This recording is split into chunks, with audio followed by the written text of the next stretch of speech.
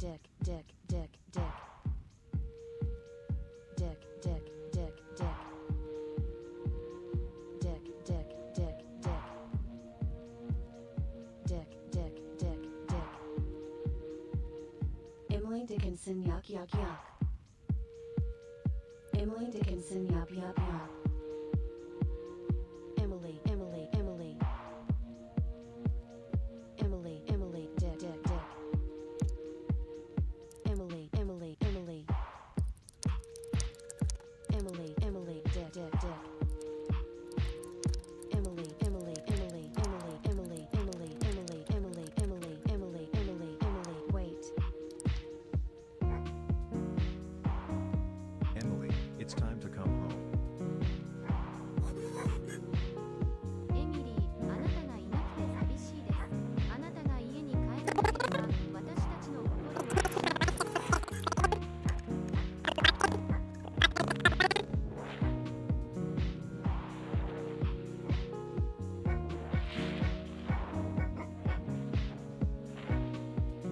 Emily, du kennst mich nicht, aber das Emily. Emily,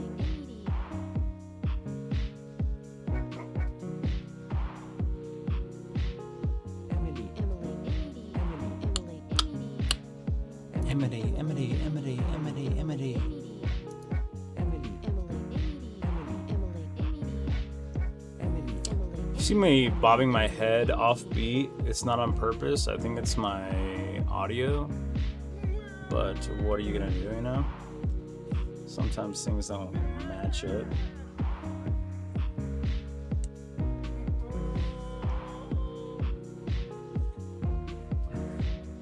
Whoa, focus. Alright. Oh, we got our knee brace on.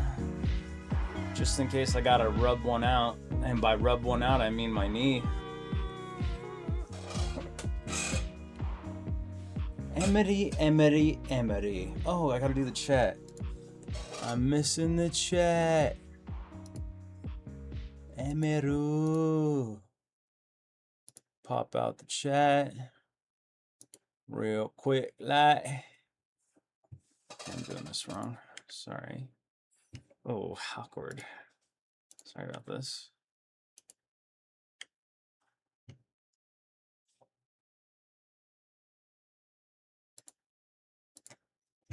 Okay. I think when you stream so long, it would just be so easy. But sometimes you just don't do it, and it's like, all right, dude, fucking bye about the chat. Okay. Cool. Zooming that John in. Okay. So the last time that I read my friend's book was November 19th, 2024. That is a long time ago. Now, knee. Oh, check out the knee, dude. Check out the knee. Yeah, so November 19th. I'll clean my glasses. So many things I didn't do. November 19th, 2024 is the last time I read his book. I read 17 pages the first time I read it, and then I read 17 pages the second time I tried to read it on stream, and then I read 14 pages, and now, like a year and a few months later, I'm going to attempt to read it from where I left off last time. I remember enough. I do retain what I read because I don't read that fast. And there's a couple of players in play. Jake is the main boy, based roughly on our friend Lucas Joel Thomas, in my opinion. This is my understanding of the literature. If you want to have a different understanding, that's fine. You should buy his book and check it out. It's on his website, lucasjoelthomas.com. Okay, we're going second. All right, cool. It's kind of bright, but I got to be able to see here.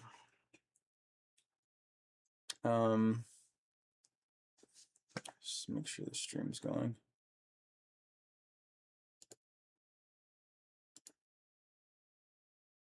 Okay. I think it's going. Says it's going. Says I'm not losing frames. Says it's hot.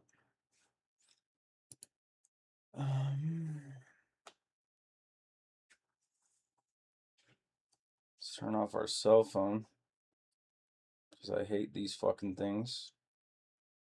And I swear I'm just gonna get rid of it one day. And everyone's gonna say, what? And I'm gonna be like, read a book. So I'm gonna start with the last chapter a little bit.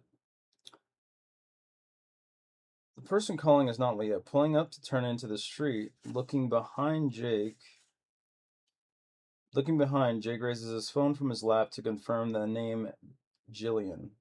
The car coming up only behind him in the plaza. He is safe to get quickly on the street, and then he answers. Hey, what's up? Jake? Yeah. Can you come back? Yeah, what's up? Your table is broken. What? Your living room table. Okay, I'm gonna put my gimp ass knee up on my other leg, because it feels better. And, sympathy points for the stream. Ow, dude, support me. Subscribe. Ow, my knee. Your living room table. There was a fight. Huh? I'll explain. Guess then on his, what the fuck? God damn it, the way you write, man. I can't read it sometimes. Guess then on his rushed way home, how much of a weight on Jake's mind was Leah.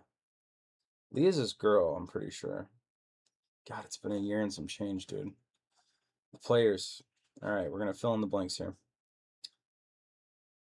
So, the next chapter.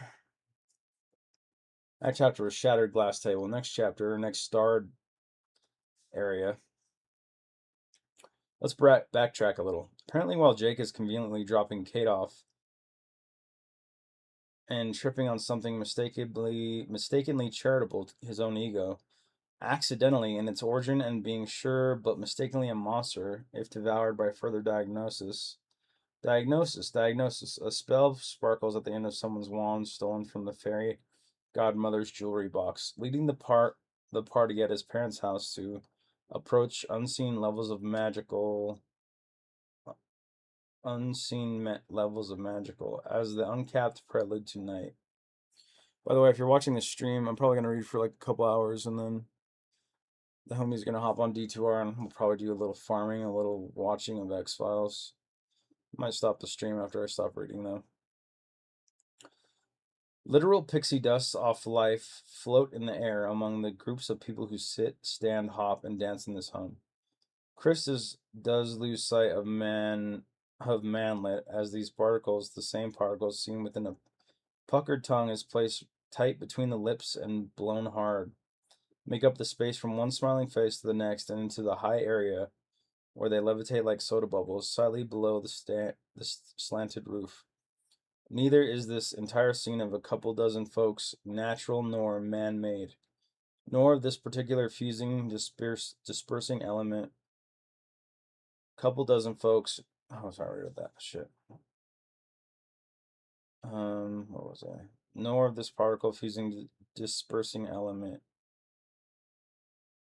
It just is. To eye the roof, step through the front door, wade through the pleated crowd, pause with a certain group against the wall, share thoughts with one another through laughing and nodding, find oneself with another group across the way where others have also migrated. To do this is to do and this be the people in the house, partying, playing, turning loose their heads in all the loving directions, the general unconscious tune, and the smell, a soapy smell. Okay, I did this last time. We're gonna play a little bit of party music to feel like we're at the party. Let me get something going. YouTube music. I got some shit. Let's see. What would I play at a party off my list? I recently played a lot of this at a party on my list. Nothing too scary to scare the hose.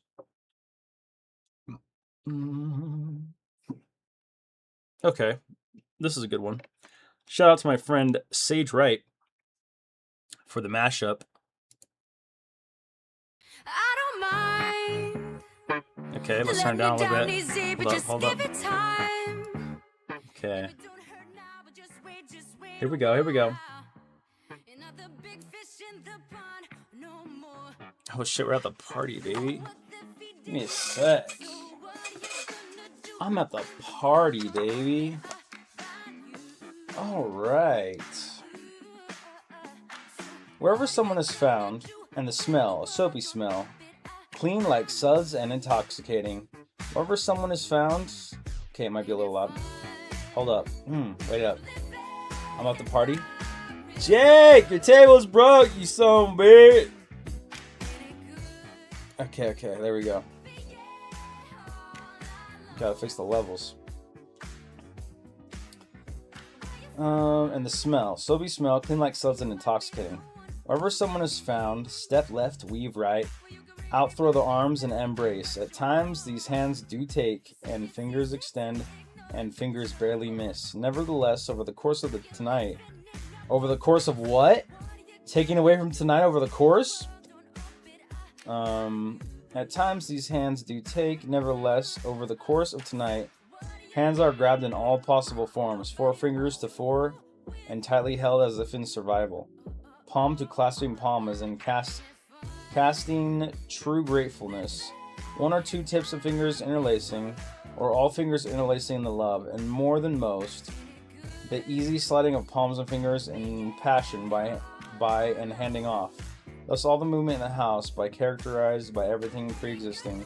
This, the spell. I don't know if I'm reading too much into this while I'm reading, but is the author kind of like a scared of parties guy? And he's got to interlock his fingers and be kind of a scared guy? Because he's like, oh, what the interlock my palm, dude. I am fucking sweating, dude. Dude, stop. You're at the party. You're being weird. I can't help it, dude. Interlock me. Okay, I'm joking. An old fogey neighbor across the street peeks jealously from behind blinds and curls his lips. Damn kids, he says before lying back down on his bed, pulling his covers over himself, hearing on the faintest sound of music, and feeling a tincture of pixie dust fall on his body, laughing quickly under the softness and then shaking his head. He remembers parties. He remembers getting fucking wet with it. To your mama. You're on your own, you old fogey motherfucker. Don't go crying to your little bed, you little fogey motherfucker. Why don't you join the party, you old son of a bitch? Ain't it fun? Get over there, you stupid old son bitch. Nah, I'd rather be inside my bed with my covers over my head. Nah, putting on my shoes. Nah, those kids are fools. Nah, partying's for dicks. Partying's for bitches. Partying, I hate it. I hate it. I hate a fucking party. Oh, damn, kids. Pixie on my head. Pixie on my head now. I really want to go to bed. Pixies. Okay, sorry. This song's just really good. It's really good. Damn it.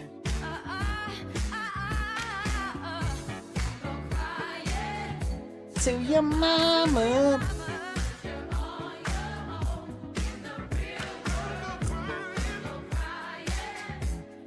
I felt love. Oh, that's a good one. Okay. This is what I play when I'm trying to get the fogey to wake up and get over here. Get your ass over here, Fogster. Alright, Fogey. Pixie Dust touched you a little bit. Within the Valley home, that's Jake's last name, Jake Valley. And around the bodies of benders, leaners, and swayers, I myself am a leaner and a swayer. I don't bend very much. But Bo Belmont sips his beer. Oh, you Bo, you bastard. The room before him unfolds tonight like a pretty flower to his budding judgment. A festival, a bow. Okay, I can't with this fucking song, dude. It's too good. I'll start rapping the book again. Whatever, dude. Leave it on. I don't care. Is my stream gonna fucking get claimed? I gotta turn this shit down. Okay. You gotta talk louder over the music. A festival, and Bo, not less than most, clenches his fist, intent on making it last. Bo had a little bit of a crush on this Billy Lively, I think her name was, at the gas station when he was buying beer and acting like a fucking stid. As a natural, he just has too much of nothing on the line. If too much means everything and everything duty. Bo, who's only happy if he sees that others are, so makes it his personal mission to lead the party into night.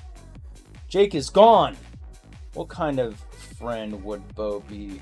All these planets here in this home, and aligned in a position unique to all the eternity, time and space together, show those who wish to see that the blue body there turns Venetian face to the greener orb yonder. Bo's a bit of a deep thinker. I think he's a little bit too deep and he needs to just chug a couple beers and get with Billy. But you know, whatever. Be on your orb shit. A stiller orb, wholly green, holds by itself a while until its moons in turn come around the circle. Oh no. Is that one going to explode? Oh, puke. Look at those two planets. Is that legal? What are they, 69ing in the fucking bathroom, dude? Bo, get your ass up here and fucking shove that shit.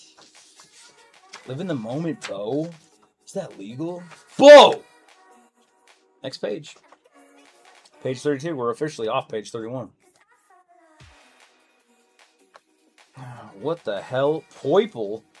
What is this? A word? Is that legal? Okay, I had to make sure I didn't skip a page. Poiple. Interlacing Wibbins fall. What? Is this guy talking in fucking uwu? Lucas, did you write an uwu on this page? I'm not looking stuff up right now.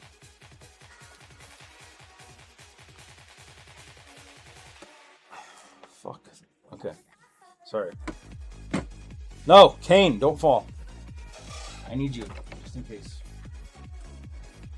Oh, is that legal? What are they doing right now?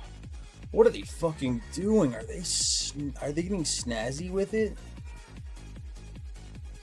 Are they snazzy? I gotta find stuff that's kinda... What's this?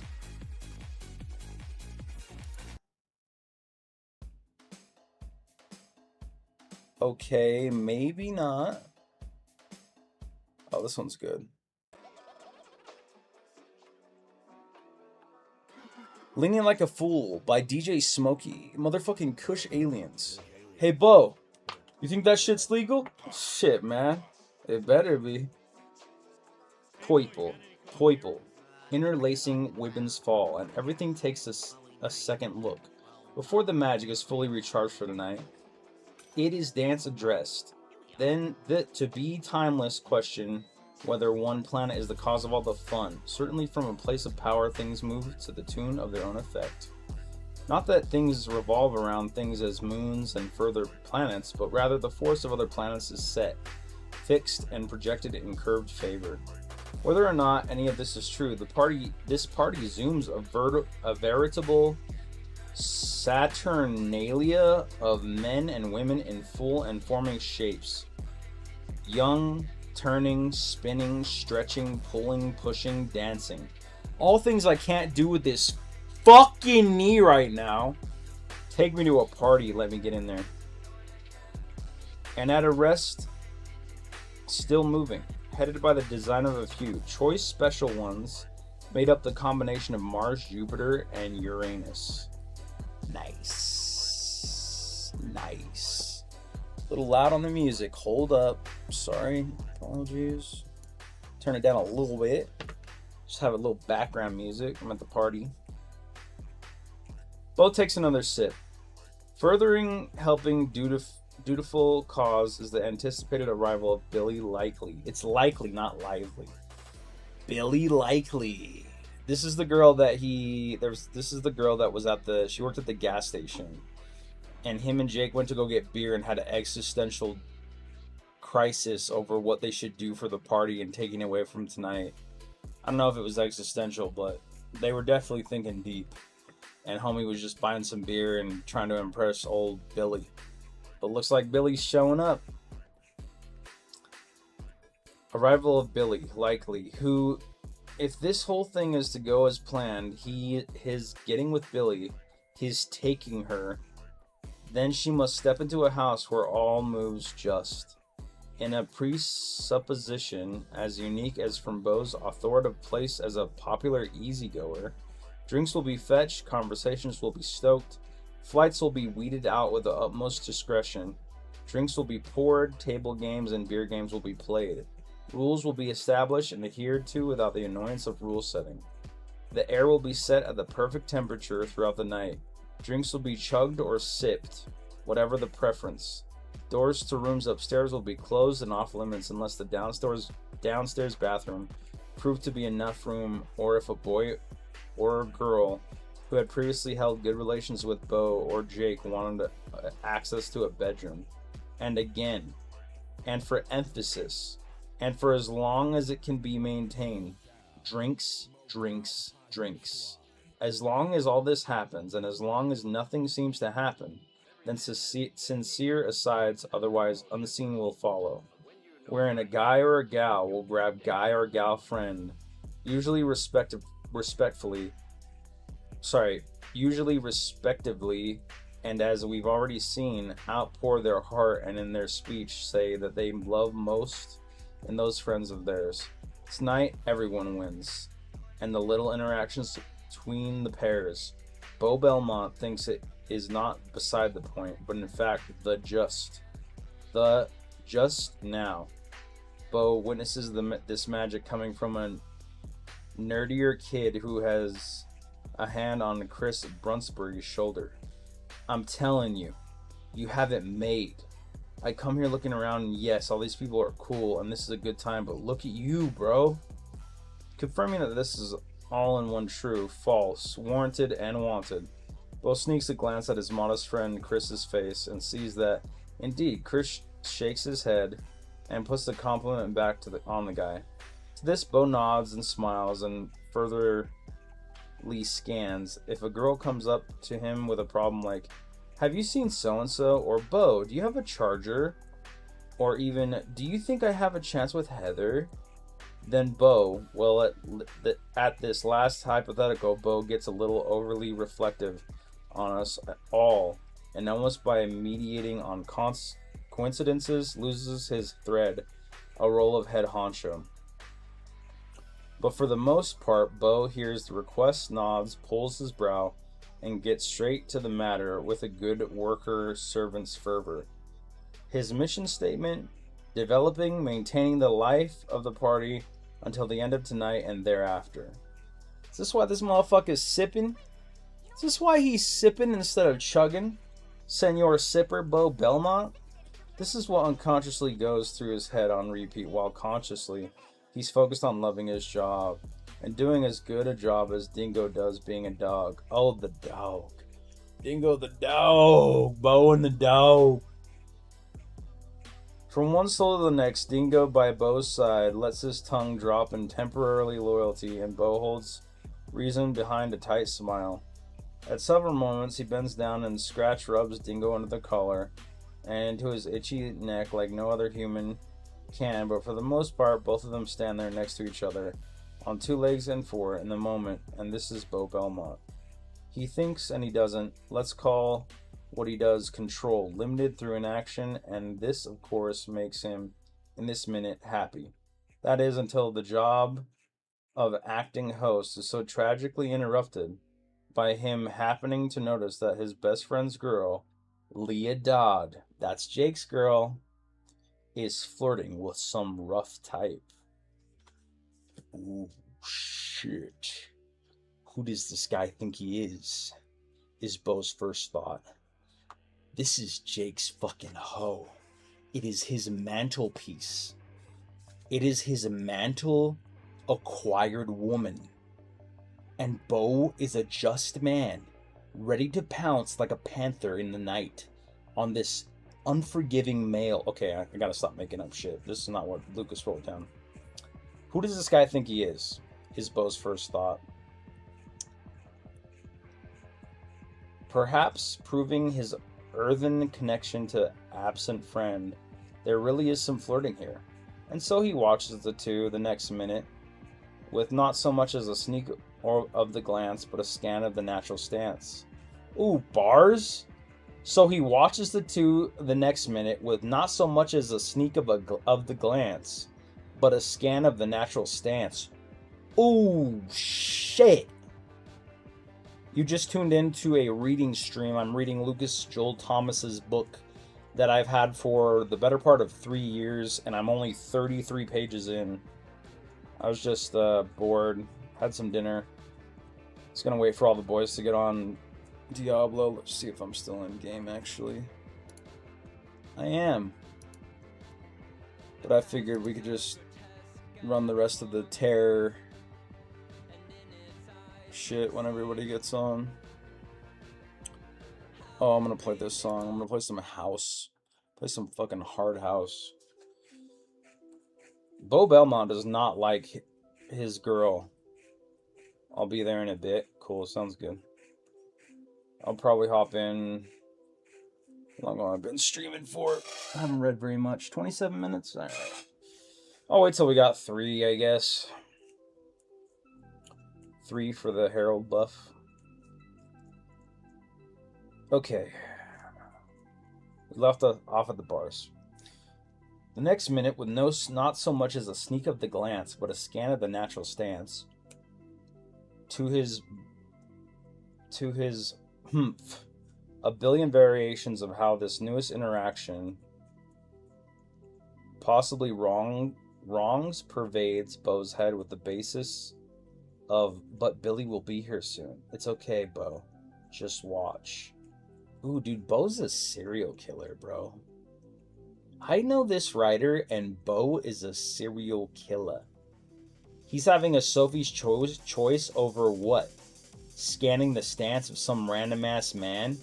Scanning the stance of a random man hitting on his boy's significant other inside of his house? Leah Dottie. Is it Gotti? Leah Dottie. And... wait, what's her name? Leah Dodd, sorry. Leah Dodd. Jake Valley and Leah Dodd. But Billy will be here soon. It's okay, Beau. Just watch. While everyone around Leah and the guy... Man, this guy is buff. He's sizing him up, dude. He's sizing him up. He's sizing him up. Oh, Beau, you silly rapscallion. What are you gonna do? Are you gonna body him? Oh, wait. Is this how the table gets broken? Oh, shit, I'm invested. When everyone around Leah and the guy, man, this guy is buff, dances passing by, Leah and the guy, Beau means fuerte, are standing there holding drinks and chatting. Likely Storms, the man, cool and laid back. She's smiling whites, looking up at him with loving eyes. Oh no. No. No! This doesn't jive well with Beau Belmont. Yet it does not throw fully a wicked wrench into the course of tonight. Ooh, that's kind of hard. This does not jive with Beau Belmont, and yet it does not throw fully a wicked wrench into the course of tonight. But it doesn't jive. No. Beau, almost unbelievably, immediately comes to the very wise and too rare conclusion that he has fallen into his friend's line of thought. In other words, and by some touch of otherworldly happenstance, it clicks for Beau that if Jake had seen this very interaction, either before he left or now, he would feel the drop of his heart in his gut and the purest pain. Is this guy inside of Jake's mind? Is he just projecting his own insecurities on his fucking boy? You can't pretend to know a motherfucker just because you're his homie. What? I literally was clowning on the author of this book with a friend about Toontown, and I had no idea why he was playing Toontown. And there's always a reason. Yes, it was in jest. Yes, I am a jester. And my other friend is jesting as well. And was drunk and jesting about Toontown. But we can't know what's going on. Beau Belmont's, he's overstepping here a little bit. I respect, you know, looking out for your boy, but I want Billy to walk in right now and be like, Beau, come lick my clitoris, please. And he's like, what did you say? And she's like, I knew that would get your attention. Get me a drink, you silly little stud. And then he's like, whoa, but I gotta defend my boy's honor. No, Beau. Lick her clit, Beau. Anyways, but it doesn't jive. No, Beau, almost unbelievably, immediately comes to a very wise conclusion. His friend's line of thought, in other words, and by some touch of otherworldly happenstance, it clicks for Beau that if Jake had seen this very interaction, he would feel the drop of his heart into the gut and the purest pain. From his feeling conclusion, Beau thinks the problem solvable. But, as he stands around, bites his thumb, and says hello to the newest group of guests, even more so, Beau puts two and two together and cuts wicked reason at sprouting base and holds the already rotting head of weeds proudly in front of him as to say, I know what my friend might have felt. Might have. We're backtracking here a little bit, Beau boy.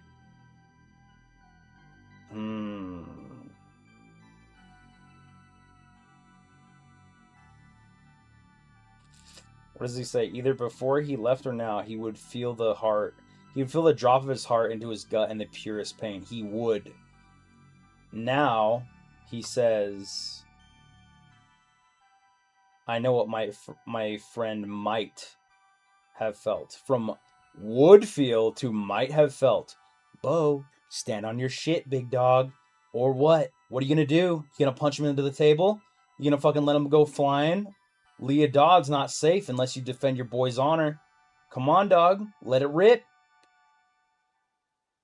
We need another good. Oh, this is a good one. Okay. Little French music at the Jake Valley household.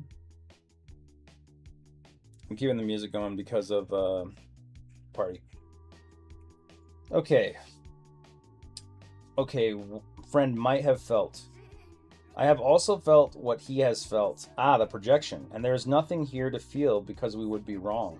The awareness.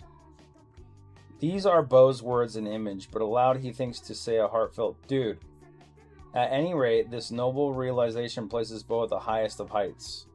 As Chris actually says, passing by, and so Beau takes another configuration, congratulating sip of his beer to top things off, this time long and good and cold because he has deserved it. And his pleased throat agrees. And he throws it back far as the golden liquid glugs his throat to the beat of Beau overreacting out of sympathy. He peeps one more look at Jake's girlfriend. Peeps, you little fucking peeping Tombo. Through the blocked and double vision of looking past his friend, he and his held beer, and his final observation, thinking of telling Jake what's needed if necessary, and if feeling it in his heart again. Bo witnesses the monkey wrench that turns cogs round. Screwed and screeched. Leodod kneeling over in laughter. Keeling. Keeling over? Leodod is keeling over in laughter. Keeling. Keeling over in laughter at something this guy says. How dare she laugh at something that Jake didn't say? Hand me my beer, Chris. I'm about to throw this motherfucking dog. I'm about to throw Dingo at this motherfucker. Dingo. Sick balls.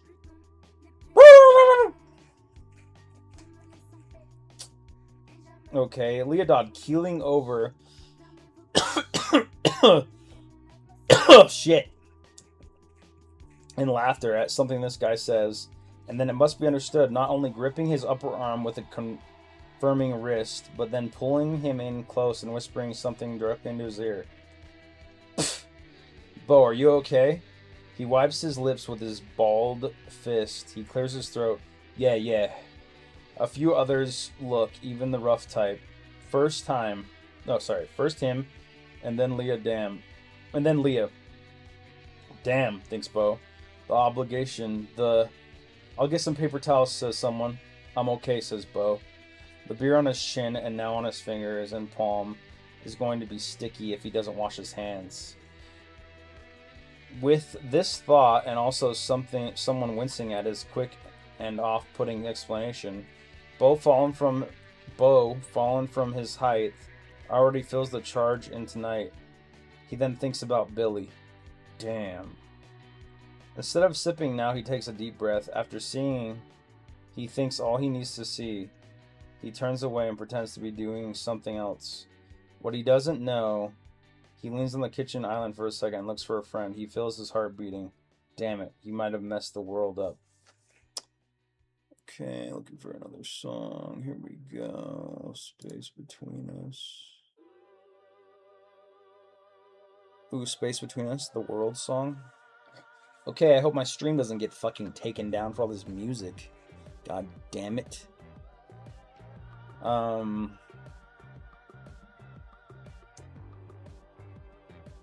He might have messed the world up. Nearby, Chris Brunsbury edges to the end of the conversation. Both he and the others have looked to step away a few times, so Bo, new beer in hand, taps his foot, fighting Brunsbury soon to finish. Around them both, the party goes on. Don't even look at Leah and the guy. Ooh, don't look at him, Bo. You know what you gonna do? You know when you get all crazy, Bo? What are you gonna do, Bo? You gonna get crazy? Fuck you, Bo. Calm down, you little foot-tapping planet boy. Well, how do you know then? Chris is saying to someone. That the United States' general disinterest in soccer is not the variable that sets us on such a different level in terms of what kind of country we are. For better or worse? What do you mean? Says some kid to Chris. It's not the one whom Chris was sharing a loving moment with, and his furtherly adds to Bo's thought that his party is quickly going downhill. Because he's talking about soccer in the state of the United States? Bo, you need to chill, dog. You're being the fucking party police. And you're unironically making it worse, Bo, with your thing and your fucking toe-tapping ass, peeping off the bush looking ass, Bo Belmont planet having ass. Let things go, bro. So what? Leah laughs at some guy, man. So what? Jake took his little kid sister to a motherfucking skate bowling park rink. And this furtherly adds to Bo's thought that this party is quickly going downhill. God, what a mess. If he hadn't the ultimate priority of weeding out the possibility of the present and dangerous flirtation that likely affects and infects his friend's life, and consequently tonight, and thus Bo's life because of Billy, then Bo, as witnesses to this philosophical inquiry headed by Chris, would run to the garage, grab the chart designed by his friend some years ago that explains Chris's variable moods, and bring it out for everyone to see, thus rerouting the conversation to what Chris generally is, leaving plenty of opportunity to Sip the stars, some drinks, and let the party naturally slink on into, I mean, says Chris, taking a deep breath. There's obviously a difference between the US and some other countries, right? Sure. Bo taps. Wait, they got a fucking personality chart for Chris? What is he, fucking schizophrenic? Don't talk about this or Chris is gonna lose it. Again, not that we're better or we're worse than other countries, but surely we're a little different in terms of mindset, at least a little. No shit, Chris. Of course. Tap. So, says Chris, how do you know that the difference does not find its organization in something related to the US? That is, the US. Not gravitating towards soccer as most of the European countries and the rest of the world generally do. It does have to be the general disinterest in soccer itself, but maybe some other outlying causes third factor. This third factor could be tendency to Oh, we're gonna have a breakdown, dude, over fucking soccer. This third factor could be tendency. This could be tendency to rebellion, tendency to pride, tendency for, say, independence. Considering us as a relatively newer country, us being in a unique position, any of these factors could be the third variable that leads us away from the loving ye old football. What do you think? Geez, I don't know, says the kid. Why does it matter? Ooh, hit him with it, random ass kid.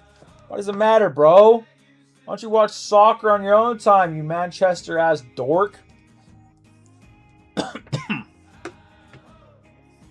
Big fan of soccer. Chris pauses halfway and taking a breath. He smiles, his lips smack. Through annoyance, Bo sees. You know, hell if I know. A growingly important Bo sees his opportunity to slide over and steal the man he needs. He bumps the third amigo's shoulder and nudges in the direction of the disaster. God, dude, this guy is fucking losing it over Leah just laughing.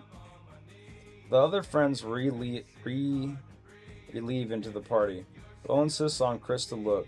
She's grabbing his arms again. Ooh, she's if she's laughing and grabbing, alright, it might be on both sides here. She grabbing though?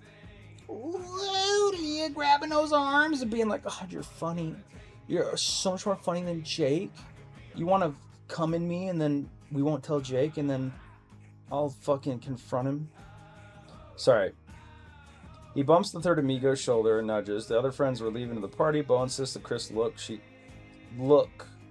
She's grabbing his arms again, this time prolongedly. A show. What is this madness? Chris looks and looks and looks. Bo looks too, but is mostly preoccupied with Chris like, come on, don't you see it? After a too long while, all Chris says is, where's Jake? I don't know. What should we do? Chris thinks about it sagely. Shout out my boy Sage. Enough, and then answers with something too sage-like. Nothing. Damn. Sagely sage-like? Alright. I've been around the world, and I've seen things. I've seen women cheat on their men, and I will not let it happen. Prolonged arm touching, laughing. Where the fuck is Jake? Bo appears tired of anything too related. What do you mean nothing? I mean what I say. Jake needs our help. With what? With what? With that! Bo holds back his point, instead does a rough, tensioned head gesture with his neck bridging out and his wild eyes, emphasizing, we shouldn't do anything really, says Chris, with a practical matter at hand. Chris has quickly recovered from the half-drunk recital and shoddy symposium. You never know.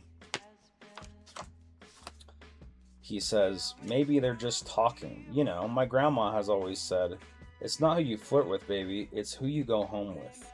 You know what's fucking crazy about that sentence? Is my grandma used to say the same thing. She used to say the same thing. I don't know where this comes from. This like openness and will, like Maybe because she grew up during, like, around the hippie era, and there was just a lot of, like, free, open love. But I have literally heard my grandma say the same thing. Shout out to our grandmas. Lucas Joel Thomas. Rest in peace to my grandma. I'm still in your house. My knee hurts. It's not who you flirt with, baby. It's who you go home with. Grandma never said the baby part, but pretty much the same thing. With all due respect to Grandma Brunsbury, that is not just flirting. She was whispering in his ear. I mean, whispering can be flirting, dude. What are you, the flirt police? She was? Yes! Huh. Who knows? I do, says Bo. Do you? Think about it. Sorry, I got the hiccups. Do you? Think about it. That she was whispering in his ear. Yes. But think about it. She's really doing everyone a favor. Chris, I'm serious. She's giving me and you something to talk about. She's reminding others of love. She's probably making whoever that guy is feel good. Okay, Chris is fucking being too sagely. She's making herself feel good, and most importantly, she's doing mounds for Jake, stirring his love for her. She's doing mounds for Jake. But Jake isn't here right now, says Bo. Oh, right. But look at them. It's not like he's bugging her. Are you going to help me or not? With what exactly? With that! A few kids grabbing beer turn at the sharpness and then recede into this room of many. Chris takes a moment. I don't know. Let's think about it. Jesus Christ. You and Jake. Bo breaks from Brunsbury, whom he almost pushes out of the way. In a mock echo voice, Chris says, "Don't do it. Do it. Do it." Forget you, Chris. Beer forever in hand. Bo traverses the room. Some guy with long hair grunts his shoulder and apologizes are said. And Bo, beyond that, staggers and sometimes stumbles. But not because he's drunk. What is he to make of this? Should he not go on? He lingers, dazed. In one conversation, nodding his head, and then another, thinking what to do and whether it's in his right, and whether it is he and she are still thinking of what to do, and whether he and she are still standing and talking. Ugh! Pisses me off. And Chris is just sagely, dude. Toontown? No, Toontown. This is lucasjoelthomas.com town. Bo bets if he doesn't intervene that they will disperse before Jake returns, and this will never be solvable. So he thinks that old Leah Dodd is gonna just suck and fuck some random at Jake's party? Bro, how is this possible, man? This is like pure just low self-esteem. Bo is the lowest. Dude, he's low. It's just flirting, baby. He ain't going home with her. He might, though. But what can Bo even do? What can he do? Eventually, he's back to back with the target. Current mission. End the conversation by any means necessary. What is this, Solid Snake? Okay, we gotta get a good song on. Hold on.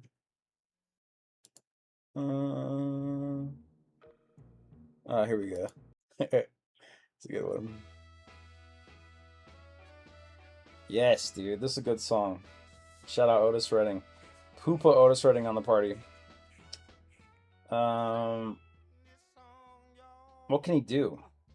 Current mission. End the conversation by any means necessary, but if possible, with complete brotherly discretion. He has made his way over, and with his back to them, he thinks, okay, let's just hear it out for a minute. There's not much time for thought, as much as Chris would like it, but intel is different. Dude, this guy could say anything. Bo's already back to back on a mission with this motherfucker. He could say, peanut butter is better crunchy, and he'd be like, this fucking peanut butter crunchy ass dude is talking to my boy's girl. What he's trying to do, get up in her peanut butter biscuits? Not on my fucking watch. Hey, kid, don't talk to my boy's girl. There's no talk though. In such a lull of the chat between the potential fling, Bo remembers where he is. Others talk around them. He can't turn and look, can he? Could he? Feigning ignorance, he turns. Hey, Leah, have you seen Jake? Oh, hey, yeah, she says, still smiling. Her face shifts as Bo holds.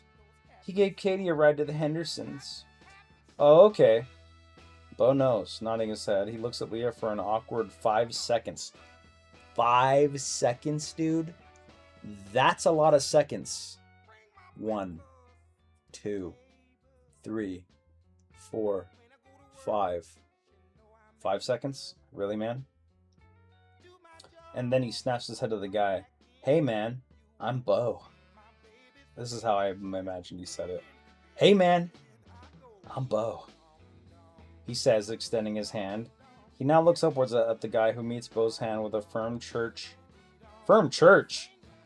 handshake. Though Bo is be the king of such things. He squeezes his fucking hand so hard the guy crumbles. Sorry, that's not the book. Though Bo be the king of such things, and this threatening gentleman even smiles at Bo. This dude's 5 o'clock shadow is pure grizzle, stubble, and his eyes are cut and clear. His strong chest casually puffs. Under his jacket, too, you can tell he's got... Next page.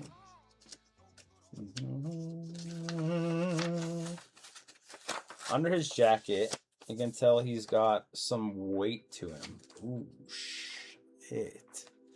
This guy's got weight. Puffs up his chest, clear-cut eyes, church-ass handshake.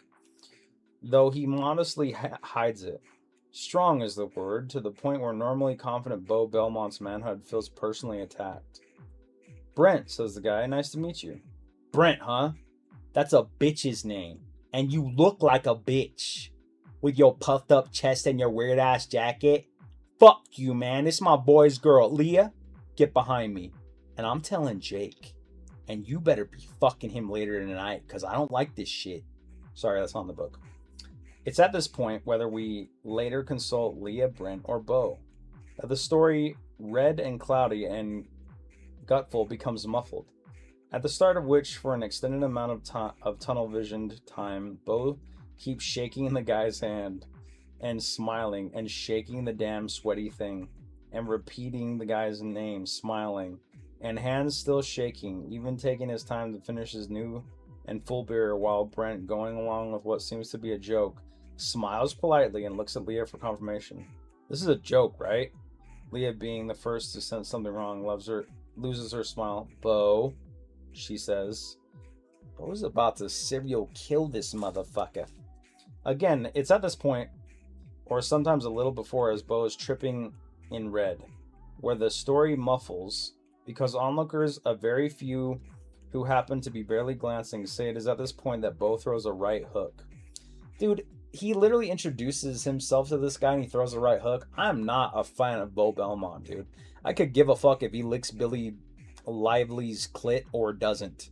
I do not like him, bro. Jake Valley's a fucking cuck. Bo Belmont's a fucking cuck.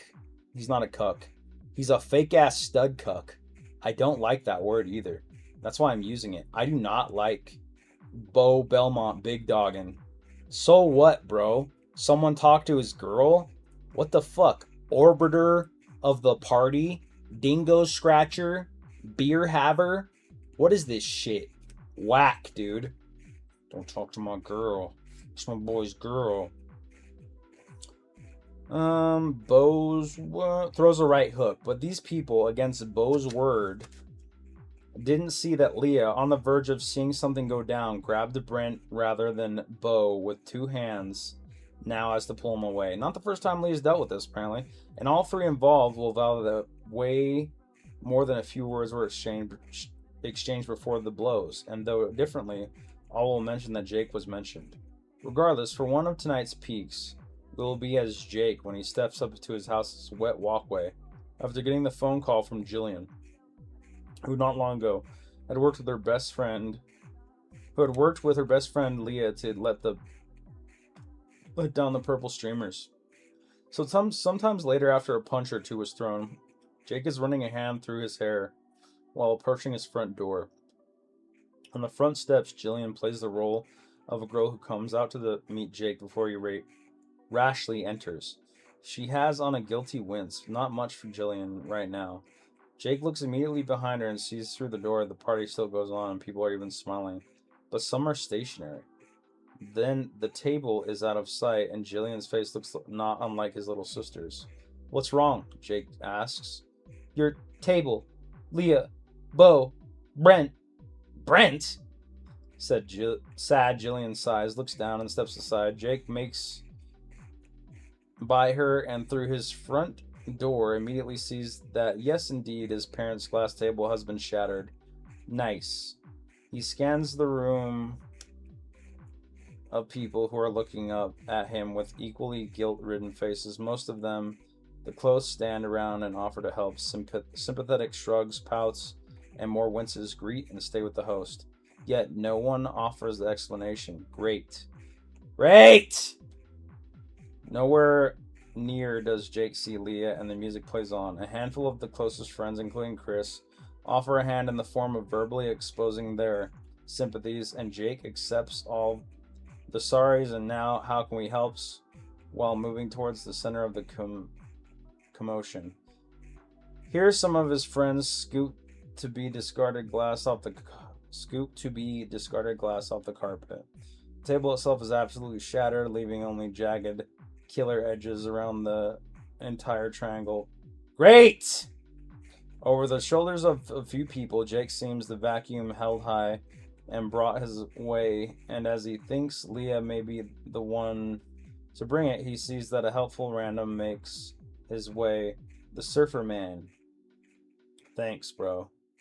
Moving along, people, yes, but more importantly, where the hell is Leah? And why? Oh, God. This one's gonna be... Well, sorry, Jake. You're in a fucking household now. You're in your house and the table's broken, you're in a household. You're about to get anxiety. Where the hell is Leah? And why isn't she here at the forefront of this crime scene? I mean, he doesn't know why she's not there.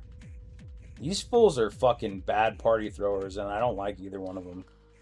He just wants to see her. The other guy is nowhere too. The Saturn? Was it he that causes this catastrophic event that seems to have had a single impact on a few invariable planets? While the rest of everything is alive, not to mention anything outside of the very house goes on the Dandler. Can you vacuum glass? Yeah, I don't know. Yeah, you can vacuum glass. Finally, Jake's answer comes in yet another form. Best Bud Bo Belmont sneaks up among the close group of friends, all slow-like from the crowd, as if Jake didn't see him from the get-go. Bo holds his own bandaged, bleeding hand. "Dude, what happened?" "I'll tell you later," says Bo. "You what?"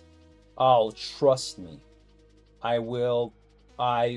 Sorry." Jake takes a deep breath. Where's Leah? At this point, a few of the people, including Chris and Dingo the dog, are all standing and looking downwards. Jillian steps up to the plate, round two, and softly says, "She's with Brent." Oh, shit! She's with Brent. No. Say it ain't so. Brent. Fucking on that pussy, Brent. Getting it in, Brent. He's gotta pay his rent, and his rent's due. Whose rent? Leah's pussy, Leah Dodd. Leah's got a rock hard Dodd. Leah's got a rock hard cock inside her Dodd. And it's Brent's. Oh no! Where's Leah? She with Brent though. Oh, the humanity!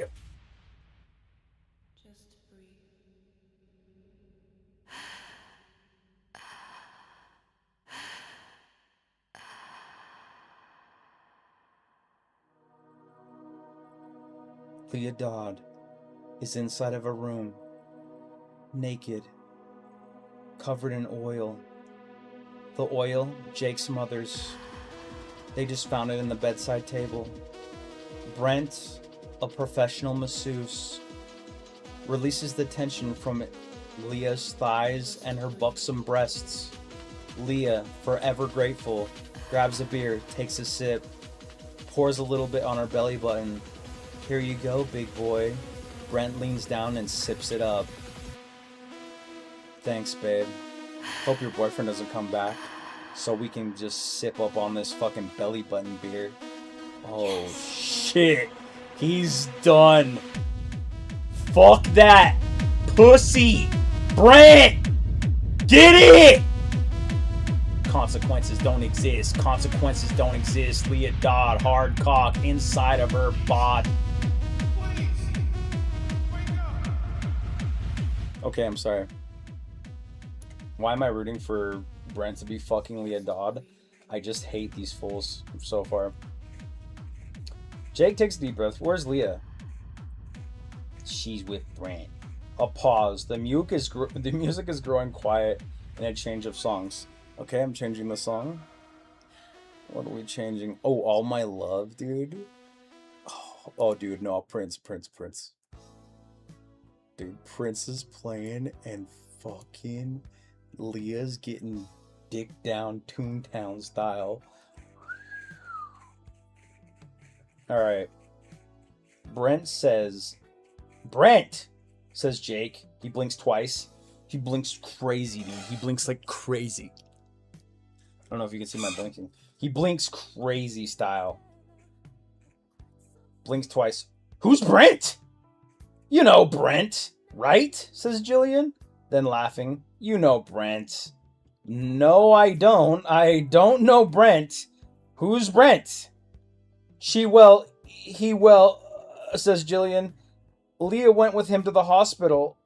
Old friend. He's cool. Jake's head is sticking out in such a way that if it were his normal pose, someone would seriously be questioning his posture and sanity.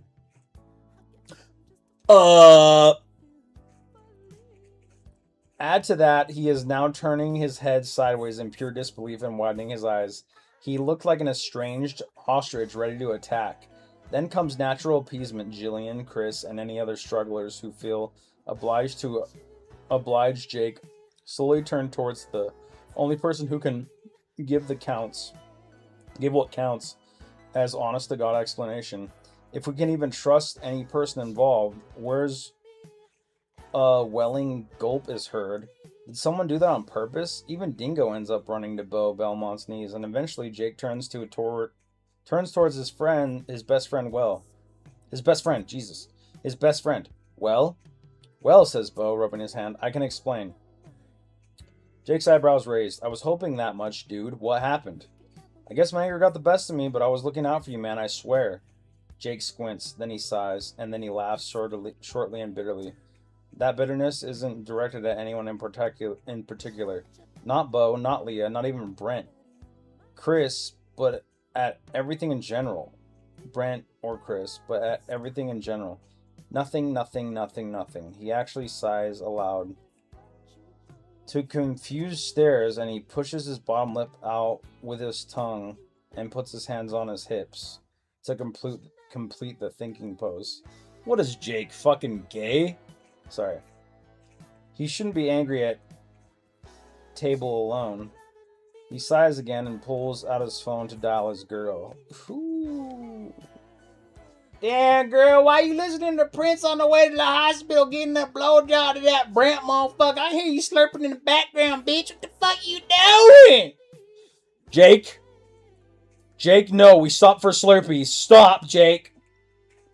It's not in the book, sorry. He stands there turning and turning, thinking into his house how the next however many hours are going to play out. How good he had been before this very moment, and how much better had none of this ever happened. He wasn't doing good, man. He was like not focused on the party. He was completely in his own head about Leah before this even happened. This is a complete lie by the author. The author is lying to you in this moment. He was not good. He was fine? Was he not? Am I insane? I haven't read this book in like a year and like 3 months, but how good he had been before this moment? No, dude. Maybe directly before this moment when he was dropping off his little sister because he's like, well, I gotta get back to the party. Like, what am I doing? Ugh. But definitely not since. Hell no. This phone rings. Oh, God, no. This ain't good. How good he had been before this moment and how much better had none of this ever happened. The phone rings and rings and rings while he turns on his pivot foot, thinking of his patience. Oh, God! Until the number of rings reaches the point of, okay. Why hasn't she answered? She never answers. She hardly answers. Friend Jillian is standing right there, crossing her arms, holding her elbows with her opposite hands. After beeping voicemail hits, Jake pulls the phone away from his head. Christ, he says. And at this heavily arguable, inappropriate time, an already passed out drunk guy with long hair, who had previously bumped Bo, now passes by and says, "You rang," and is quickly pulled away by a more prudent friend of a friend who knows Jake and the company. Jake and the company tells him that this isn't the time. No jokes, man. You heard about Jake's girl, man. Giving him sloppy toppy to some prince in a motherfucking F-150 Ford. Not good, brother. It's not good. The guy with long hair jokes otherwise into the back of the house, and this is the guy with the long hair.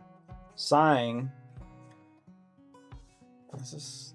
Do I want this? Do I want to play this? I don't think I do.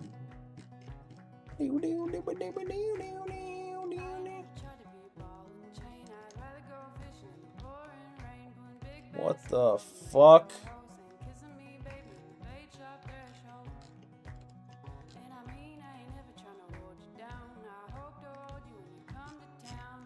This is not what I wanted to play. Okay, we got some more shit.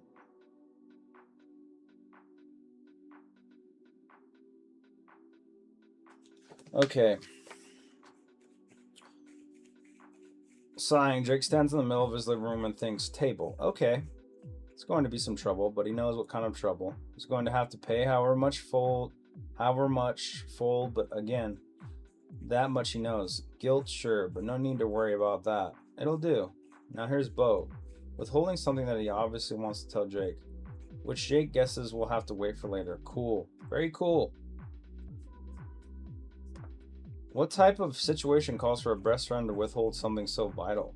Fine, Jake. We'll wait. Jake will wait. He can tell anyway by Bo's guilty face that he needs to be alone to extract the truth. Okay, well, if Jake knows all he needs to know to get done what needs to be done, then clearly it must be Leah at the hospital with what's-his-face that is really goading him. What's-his-face? You know this motherfucker know his name, Brant, dude. What's-his-face? Yeah, Jake, sure. What's-his-face, dude? All you're seeing is capital B rent in your head, dog. Jillian steps up a third time. Leah said she had to take him. He was really hurt. Strikeout. She had to take this guy? How hurt was he? Yeah, says Jillian, as if it were obvious before catching herself having missed some social cues. Pretty bad. Bleeding. And she couldn't call the cops or the ambulance. Why the hell not? I think her phone died, says Jillian. When this invokes another side, Jillian quickly says, and then she didn't want it to cost money or get in trouble, or she looks at Bo. Pride chokes. Phone not dead. Jake looks at her to the blooded Bo at the table. The overwhelming evidence still does not convince Jake that it had to be Leah who took the guy to the hospital. I mean,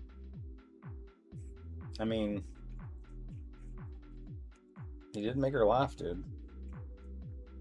But as soon as it leaves his lips, why her? As soon as he leaves his lips, he knows right away that it truly is her nature to help those in need. God, Leah. Jake scoffs aloud again with his awful thoughts. Why no answer? Could her phone really have died? It's possible.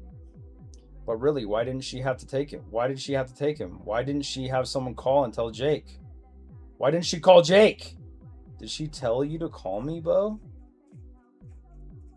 No, man, she didn't. Well, says Jake, thinking about it for a moment. Hurt bad, huh? Pretty bad, says Jillian. But Jake looks at his bloodied friend for a confirmation. Jillian looks too. Chris holds his head slightly forward, probably thinks Jake ready to talk if needed. Bo, although genuinely confident in both meanings of the word, is also a good, just sober guy. Wait, is also good, just sober, guilty, and as many a million things as Jake is and isn't tonight. So Bo looks down with shame and simply nods. Yeah, he whimpers. He's hurt.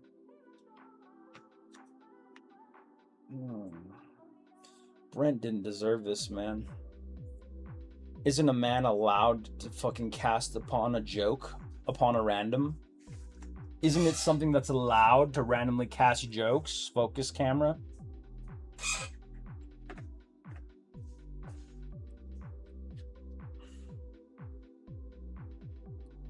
From this to the dog Dingo lies down and whines and whimpers, to looking up, everyone with sad red eyes at sense of strife. Something not unlikely related happens. A friend of a friend with a friend of a friend of a friend named Artie Wallace is glancing over from the couch and is slightly eavesdropping, but rather than focusing on the human component of everything that comes forth, he instead narrows in on the idea that Dingo the dog has no conception of what's going on. And yet still some people will likely infer or project that the dog is conscious to the feelings of the people around him. A well-timed whimper here or there means nothing more than behavior unless it's poetic. This is the misanthropic leaning individual who... Well, says Jake, does anyone have any idea what this guy's number, Brent's, is? So you do know his name, Jake. What's his name? What's his bucket? What is this? He rubs his shoe across white powder, staining the carpet. A bag of flour? What is... Who is this guy, anyway? Says two-headed Jake, about to cry. It's Coke, Jake. Flour? He's not a baker, dude. He's a fucking drug addict, dude, and he was about to schmang on your girl's thing. Oh, you're done, Jakester. You don't know Brent?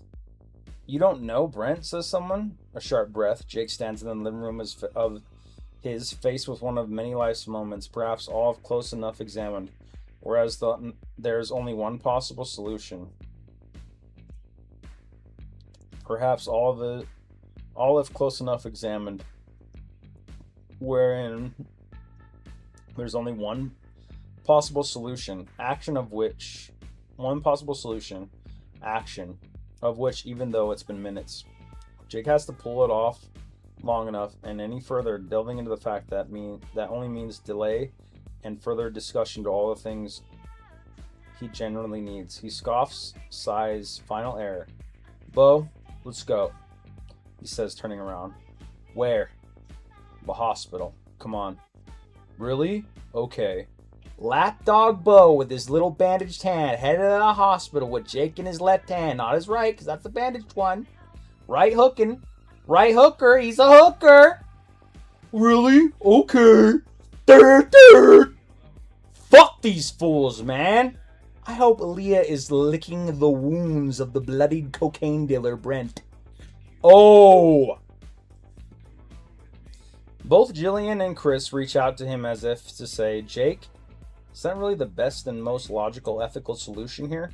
Is that really the best and most logical ethical solution here? What about all this mess you have in the house? You're about to leave this party that's getting out of control. It's chillin', bro. Vacuum a little glass, pet the dingo, get back to the drinkies. Should we call the cops? What should we do? Yeah, call the cops. Are you fucking retarded? I'll be back. Bo, let's hop in the whip. Jake sees nothing in their silent, pleading eyes, but more simply, he doesn't see them. Instead, he asks them in a stringing and jumbled succession on the way out, did anyone call the cops? Did he call the cops? Did he want to call the cops? And when he gets in from the three separate and distinct shakes of the head and negative affirmations, he continues on into the dark outside towards mist. Dark outside towards mist, below street lamps and a slight drizzle everywhere. I'll be back. Brent. Brent? On thinking the name, Jake's jaw and cheeks visibly tighten in anger. Brent! Brent! That's how it's written. See if there's 3 homies in the old cord. There may be. There's not. Sage is AFK.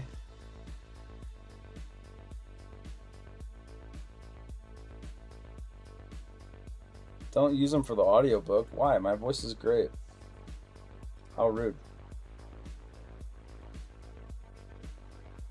I could be convinced to play some Rocket too, if people are gonna hop on. If not, no stress.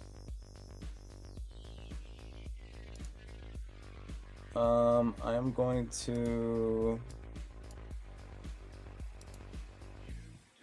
take a little tiny break. And by tiny, I mean I gotta grab a banana so I can eat my medicine, my anti-inflammatory medicine for my leg. Super cool, dude. All right, let me turn off this music. We're leaving the party. Sorry, dude. Should we call the cops? I've never heard that at a party, by the way. Ever. Should we call the cops? I guess I have been to some crazy ass parties, but it's more like, oh shit, cops. Especially when we were younger. Shit. Alright, turning off my lamper poo real quick.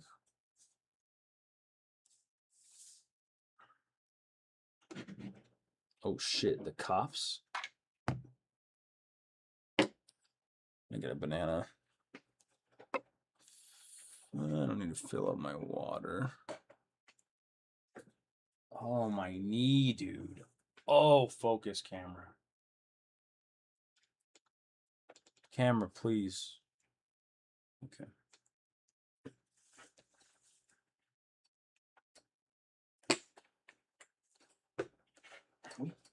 Owie. Owie.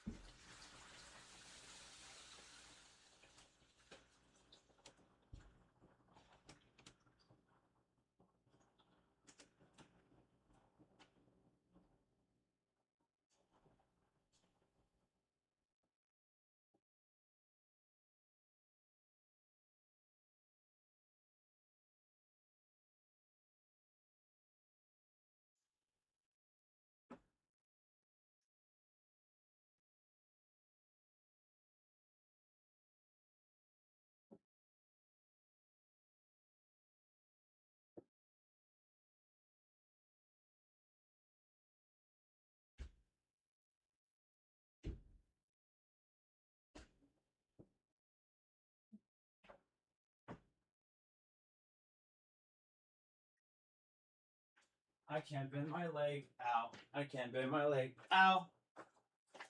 That's okay. Whatever, dude. I don't care. What you gonna do when you can't bend your leg? Ow, ow, ow.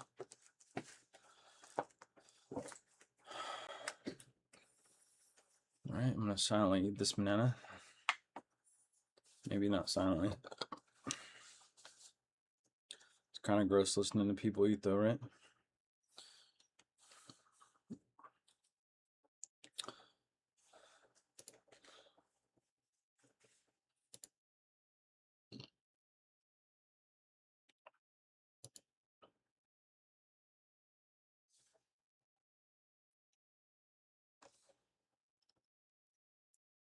Damn, 121.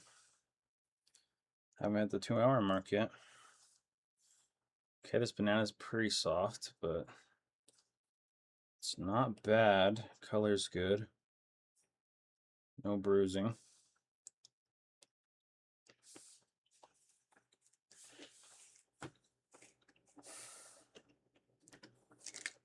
What pills am I taking?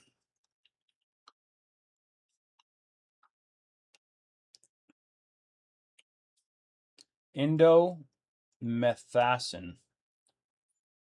That Indometh?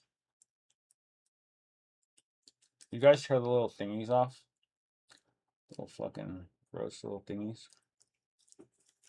Smoking on that Indomethacin. Ibuprofen hardcore. Sorry if you're hearing me chew. Skippo, if you're watching this in 2066, because literature has been banned, and you're looking for old streams where people read books, because for some reason streams are allowed, but not books, then I apologize for this part. You can go ahead and just skip past this.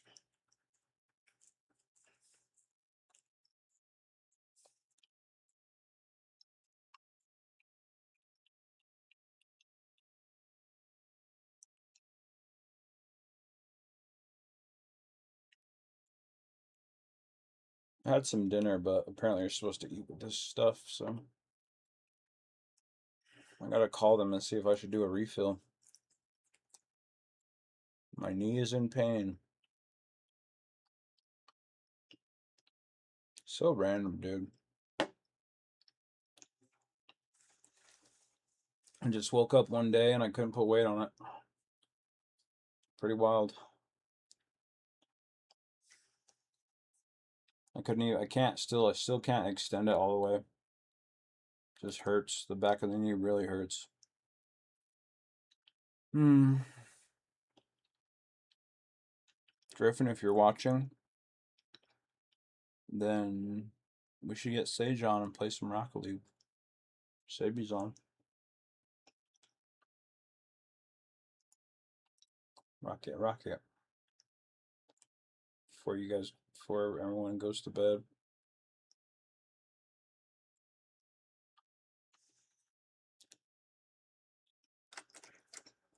Getting kind of invested in this Jake Valley story, though. What could possibly go wrong? By him following Aaliyah to the damn hospital with Mr. Cut Up the Rug, fucking Bo Belmont. I don't get it, man. These fools are all about their parties, but they're fucking control freaks. Lucas, maybe you wrote this at a time where you were a lot more jealous. We've had quite a few jealousy talks. Sometimes it can't be helped. But let me tell you, dog, I've been there. I remember going to a party with the girl I was dating. I'm gonna name names, so you can't look them up. But I remember going to the party and like unconsciously following her around everywhere she went because I was like nervous about like quote unquote losing her. So maybe this is why these guys are pissing me off so bad, because it's so like me coded in like 2009. It's very weird.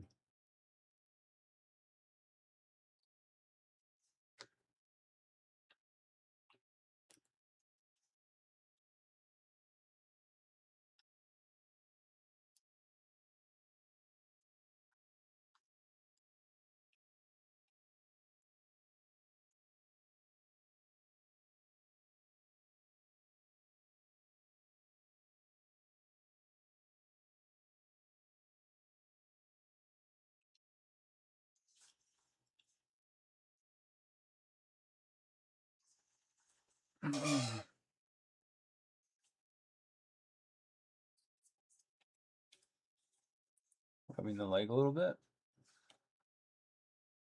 Ow. Front really doesn't hurt that much. It's that fucking side and back. And I can't put it straight. It's crazy.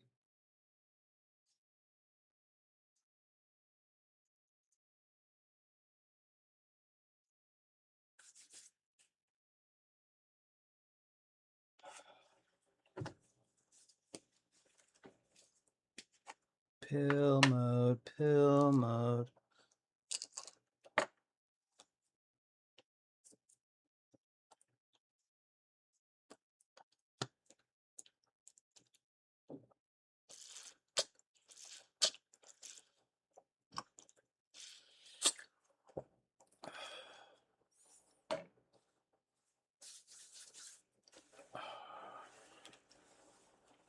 I'm gonna take off this brace.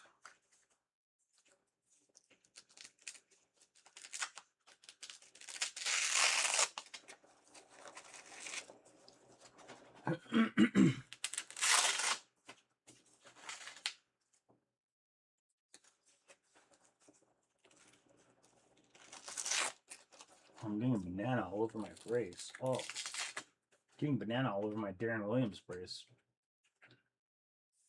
Bro, look at what it does to your leggy. Look at that. Wait, focus. Why aren't you focusing? Can you guys see that on the camera? All the lines on my leg. Oh, gnarly. Oh, dude, look at that. Look at when it just turns your leg into. Maybe I wrap it too tight. Oh, dude, that's gnarly. Ooh. Gonna have to wrap this little sumper. Doesn't hurt when it's tight. Kind of helps, but whatever. Maybe it's better to put it a little looser. Hey, ChatGPT. What am I supposed to do with my brace? You're my doctor now.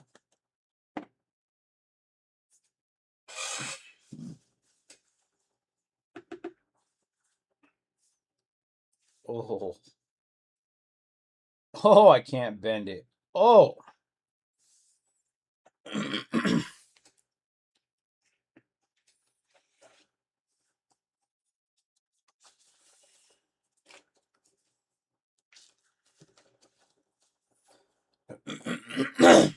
Excuse me.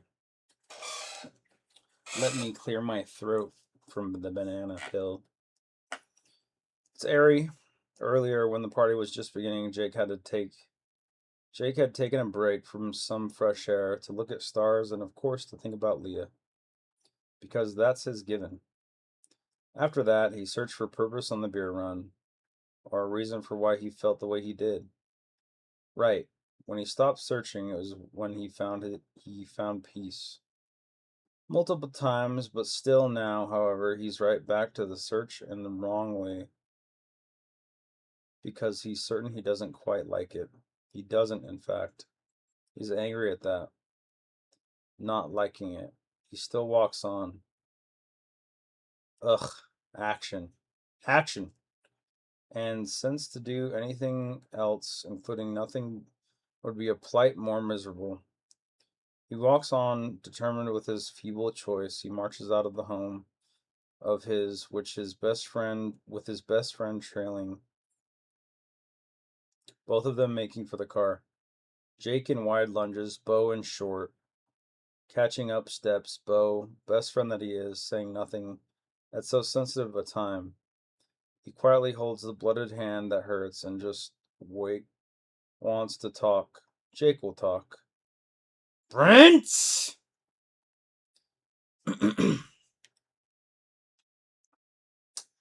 Soon he is starting the car, and the chugging of the engine has the names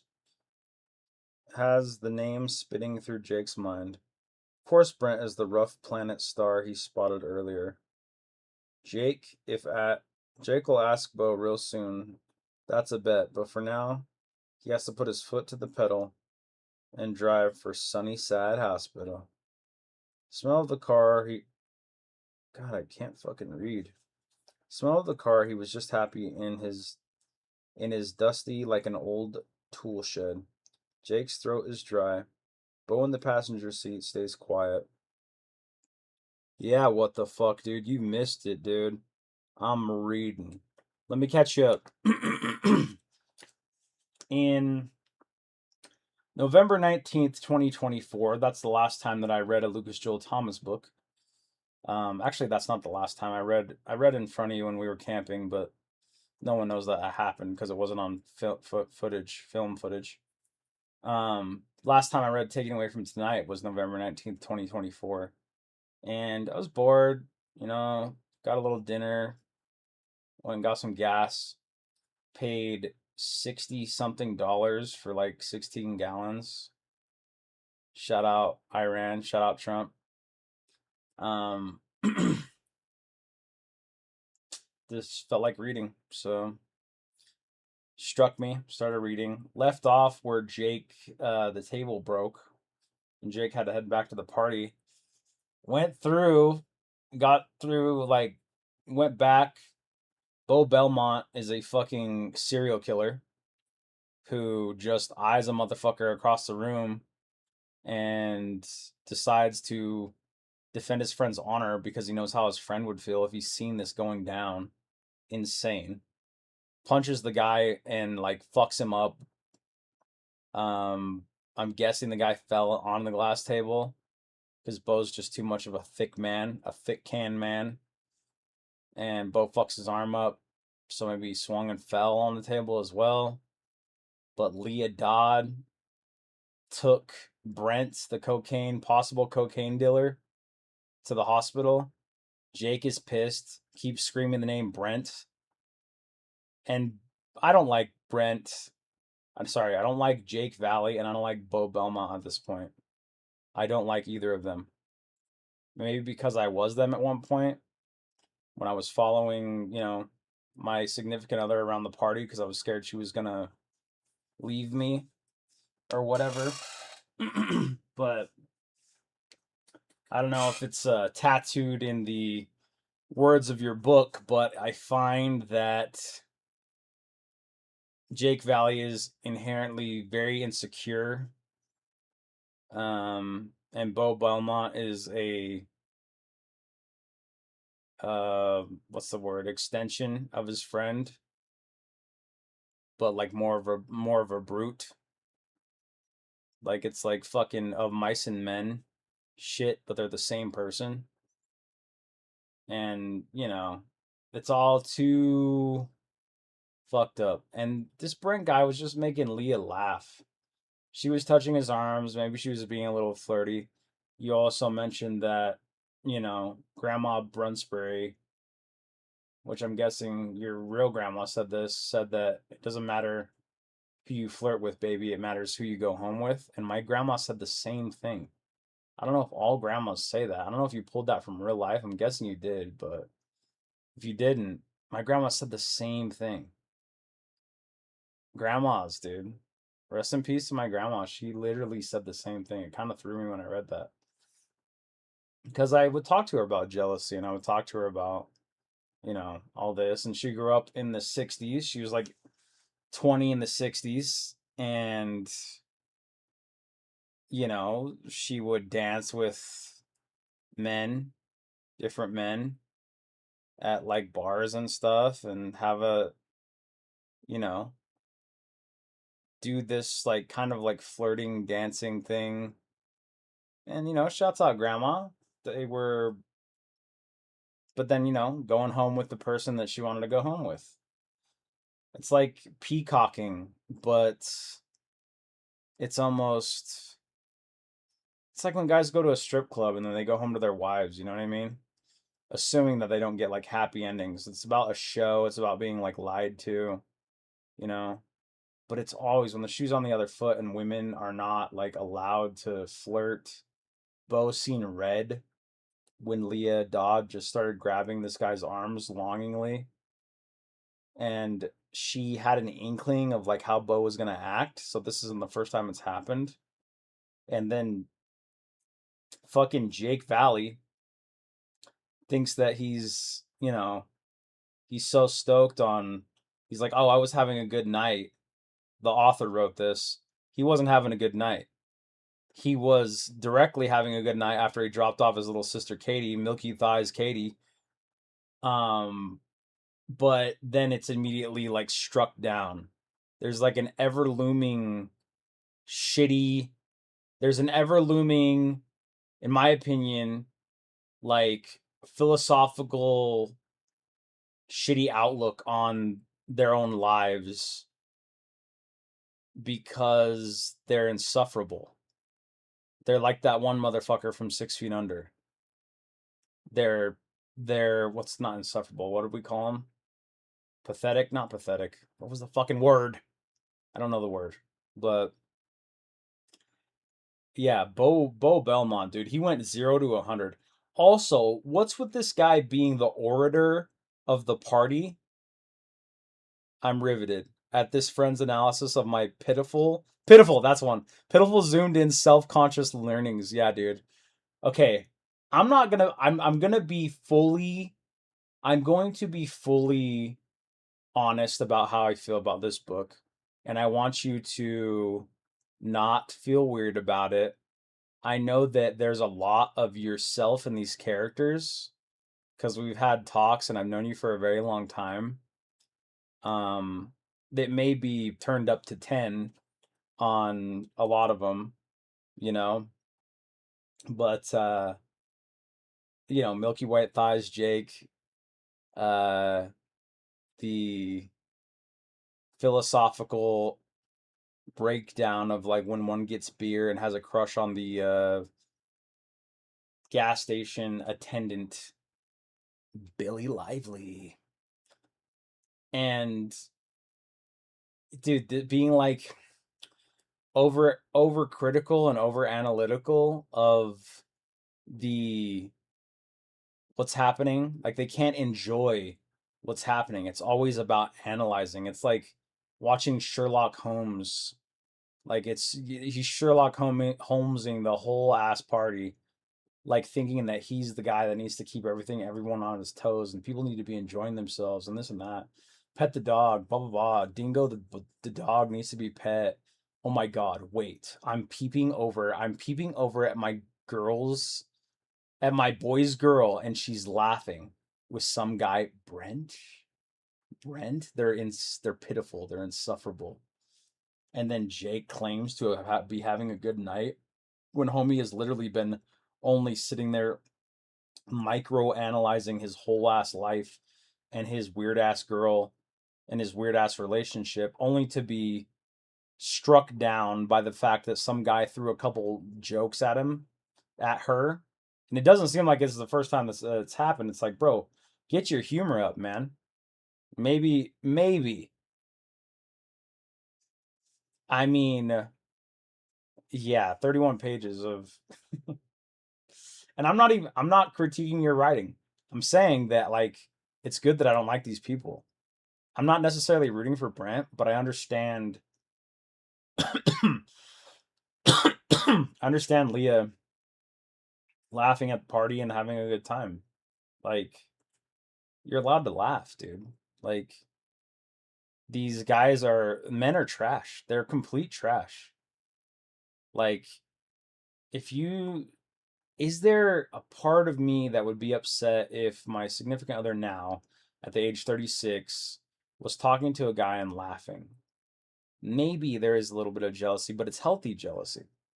It wouldn't be this like, whoa, who the hell is this guy? This is also coming off the backs of like me watching social media a little bit here and there. And dude, it is ramping up like how men feel about women and how they own them. Like there's like Instagram. I'm off social media, but I'll like tap in every once in a while. And there's like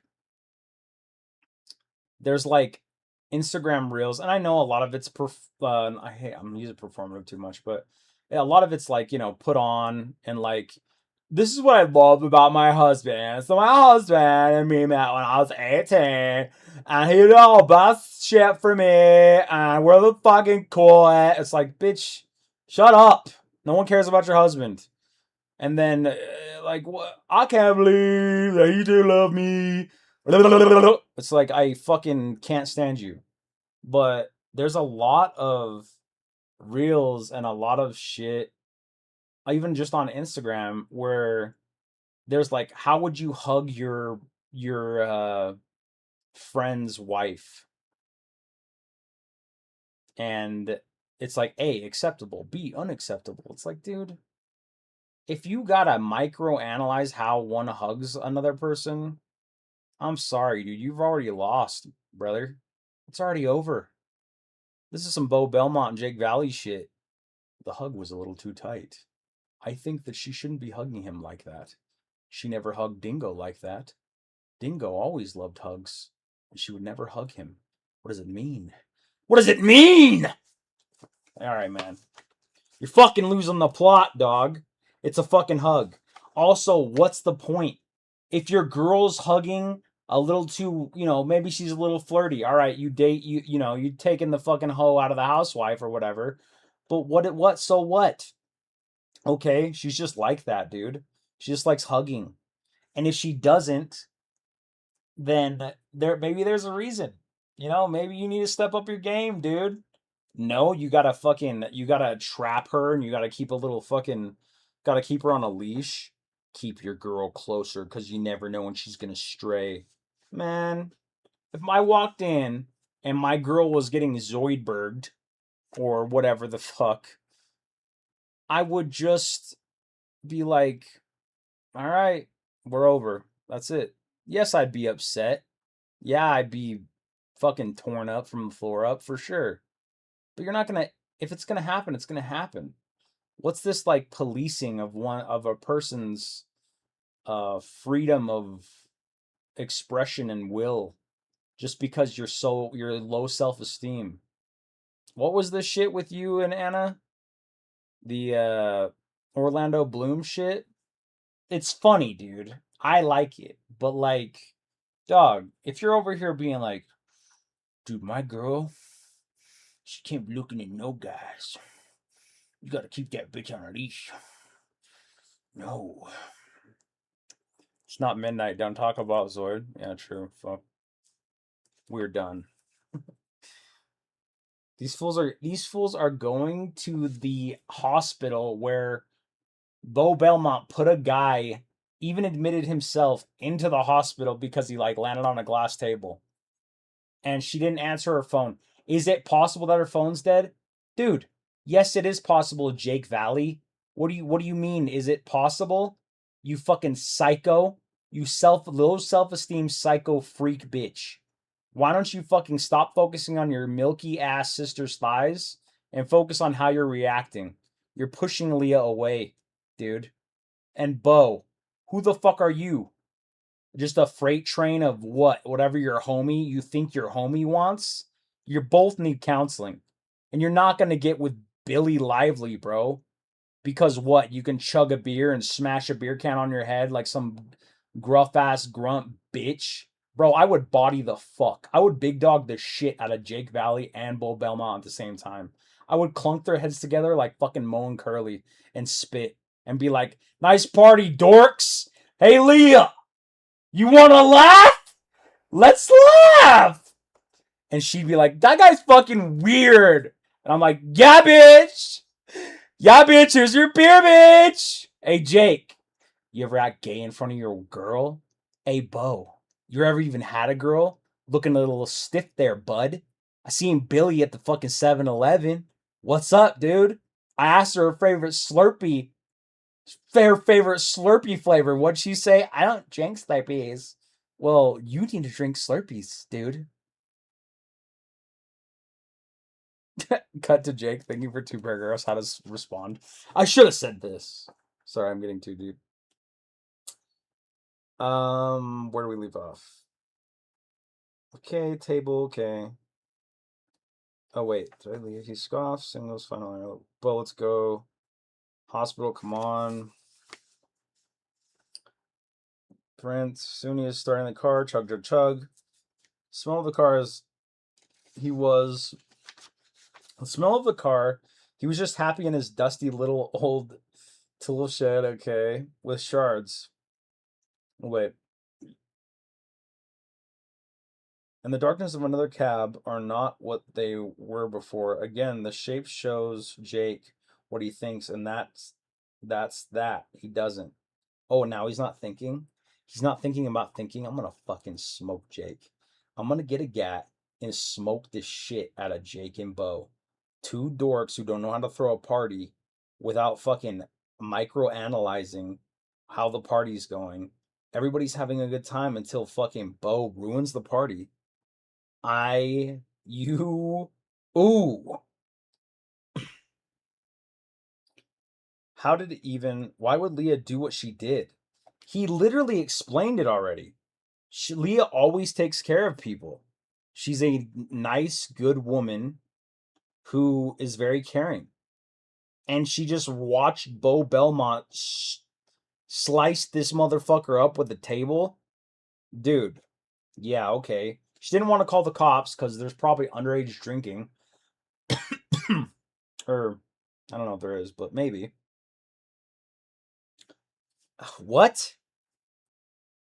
Jake's throat is dry. Bo in the passenger seat stays quiet as they navigate the street. Orange, orange, orange. And in the darkness of another cab are not what they were before. Again, the shapes, sirens, with shards. How did he even...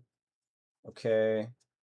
Why did Leah do what she did? Is she going to be mad at Jake that he is going out of his way to see her only because he wants to know why? Bro, you can know why. But don't follow. Don't show up, dude. Don't fall. Like, what is this chasing down shit? Will any of these questions be answered, or will Jake just put them in the pile of forever to be once a thing that was not worth knowing about? Oh, there's a whole pile, Jake? Oh, are you tallying up the pile, Jakathy? Jakathy! Forget all what ifs.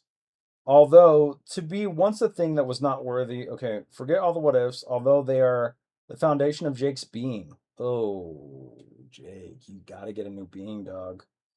This is important. Will Leah be able to tell that he's driving to the hospital not for her sake, but for his? Is he, though? Is he? Oh. With all your pile of wood knots and what have yous? In other words, will she wonder why Jake thought he needed to check up on her, when in fact he's making sure that she is... Oh, baby, page 40. Page 40,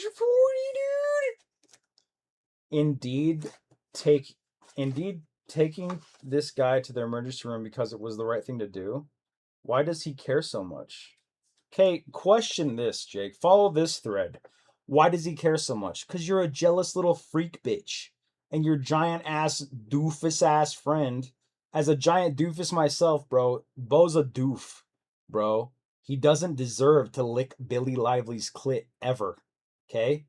Billy doesn't deserve the female orgasm to be erupted inside of her loins from Bo Belmont's wispy little tongue.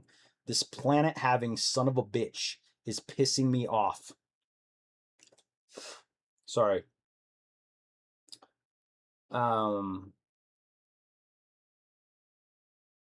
Why does he care so much? Follow that thread. Not about her. But why is she doing what she's doing? Because that's what she does.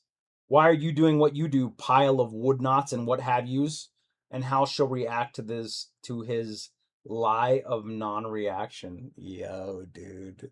Liar. We have a liar afoot. Still, not yet in this off-returning, spiraling course of Jake's reasoning has he asked himself the only important question. The question that, though once lined and circled, imprinted in all that he is in the very beginning as the only clear goal, and of which he used to repeat her within windows to her eyes, the question that now hides. As soon as the radio station transmissions from commercial to music, and the slow thumping heartbeat that leads up to a quick scream, a bass kick, and the worry after a girl named Annie, and if she's okay. This question thought it should have been Jake's first and only does actually come to him, then leaves in a terrible flutter, not to mention his bleeding best friend in the seat next to him. But truly, how does Leah feel? Feel about what? Feel about Brent the cocaine dealer? Feel about Annie and if she's okay? Feel about Levi Cuevas's fucking knee? Oh my God! Government name, my knee, brother. Okay, dude. That's the end of chapter 1. Chapter 2, it's taken me so many years to read it. Holy shit. Okay, let's do a little bit of... This is going to get me fucking claimed for sure. So we're going to have to talk over the whole thing. One chapter into the book, dude. Leah, I didn't know one thing. Leah, are you okay? Should I come to the hospital and check up on you with my bleeding best friend, boo? And I really need to know if you're gonna fuck the guy inside the hospital bed. Dude, she's gonna fuck him, dude. She's gonna literally fuck him inside the hospital bed. I better go there now. She was struck down by his big ass dick. His big ass dick, bigger than mine, 'cause I'm sad inside. Bigger dick, she cares about those things. I asked her one time and she said it was average. Now I think about that and the pile of shit I have in my head about her. Are you okay, Leah? Oh, my beard is so long, dude. Look how long my beard is. Do you think a woman would like this or should I shoot? Leah, are you okay? I'm gonna get claimed, dude. I'm gonna get claimed. Let's just tap into chapter 2. I mean, come on. You never know when I'm gonna quit reading this book again. Chapter 2 is called Letting Love Do What Love Does Best. Where one might wonder, wait, what's that? Oh, you son of a...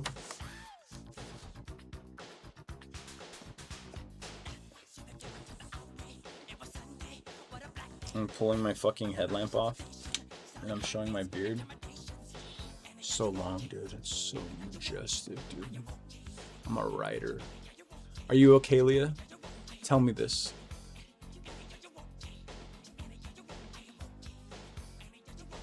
Looks a lot shorter than it actually is. Been running for like a month and a half.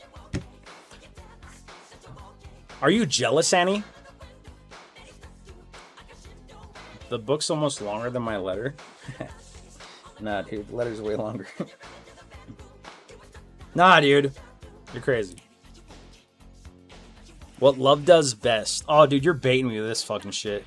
Letting love do what loves best. Where one might wonder, wait, what's that? Oh. Wait, am I Badger? Chris's little brother, Badger Brunsbury, happily spends all his time inside. Wait a minute. Wait. Look how thick this fucker is, dude. I am not even a fucking smidge in. Oh my god, reading is hard, dude. Especially when you stream it and you interrupt yourself all the time. Well, tell me this, Michael. Are you okay? Are you okay, Leah? Laughing, touching his arms, laughing and wanting him inside you. I know it. Bo, kill him. Now, Dingle licks up the blood off the table Now he is crying. Someone pet that motherfucking dog and get the blood out of his gums. Now he's got blood in his gums. He's got a taste for blood. And he starts attacking the whole ass party. Everyone's dying. It's Cujo. Leah, are you okay? Leah, tell me.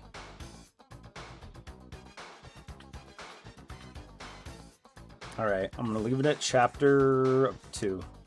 We're on page 41. We got less pages than last time. We got 17 pages, then 14. We started on 31. We only made it 9 pages in 2 hours. I'm actually getting slower. Holy shit. Knee update. I get a MRI on April 7th. And I can't put it straight. I have work on Thursday. And I don't know what I'm going to do, man. My boss says to put myself on light duty. If there is any sort of thing as light duty for my work. This is, so like, look at my other knee. So this is straight, right? This is a straight, oh, my legs look weird. Straight ass leg, dude. Right? And then this one is, ow! That's as straight as it goes. Until it starts feeling like something's going to rip. And it's this fucking tendon on the back, dude. Excuse me. If I was Bo right now, I'd fucking smoke a knee. They didn't find anything in x-rays. I don't have gout. I don't have blood clots. They didn't find anything in x-rays. I gotta get... Why? It feels so weird, dude. This side feels so weird. And the tendon in the back, it's all in the back. I can't do anything. I can't stand straight. I woke up on last Sunday and I just fucking couldn't put weight on it. I couldn't put weight on it, and I don't know what the fuck to do. I took 3 days off of work for food poisoning, and then I took 4 days off of work for this leg. 3 more. I've used like half my PTO. I don't know, dude. I'm not gonna have any PTO left for this year. Won't be able to take a trip with the boys. I'm kind of in the dumps for sure over it, but can't really control it. I'm hoping that the MRI shows that it's just some muscle or like tendon that I just can't straighten it, dude. It like doesn't want to straighten. I don't know. What the fuck? Can you do light work though?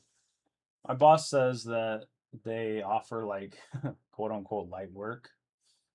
I just gotta like contact HR and let them know what's going on.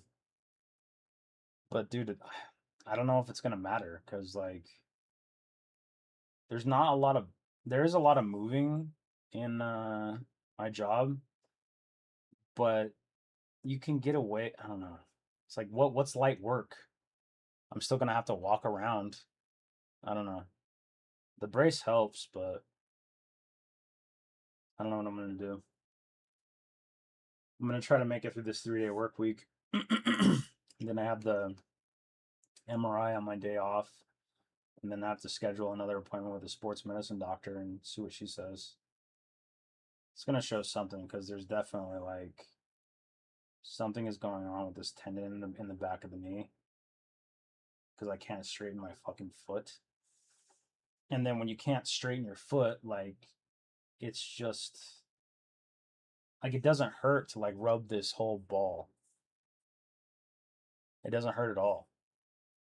And the back doesn't really even hurt that much now, but like when I try to straighten it, it feels like you know when you flex something, it feels like it's gonna rip, dude.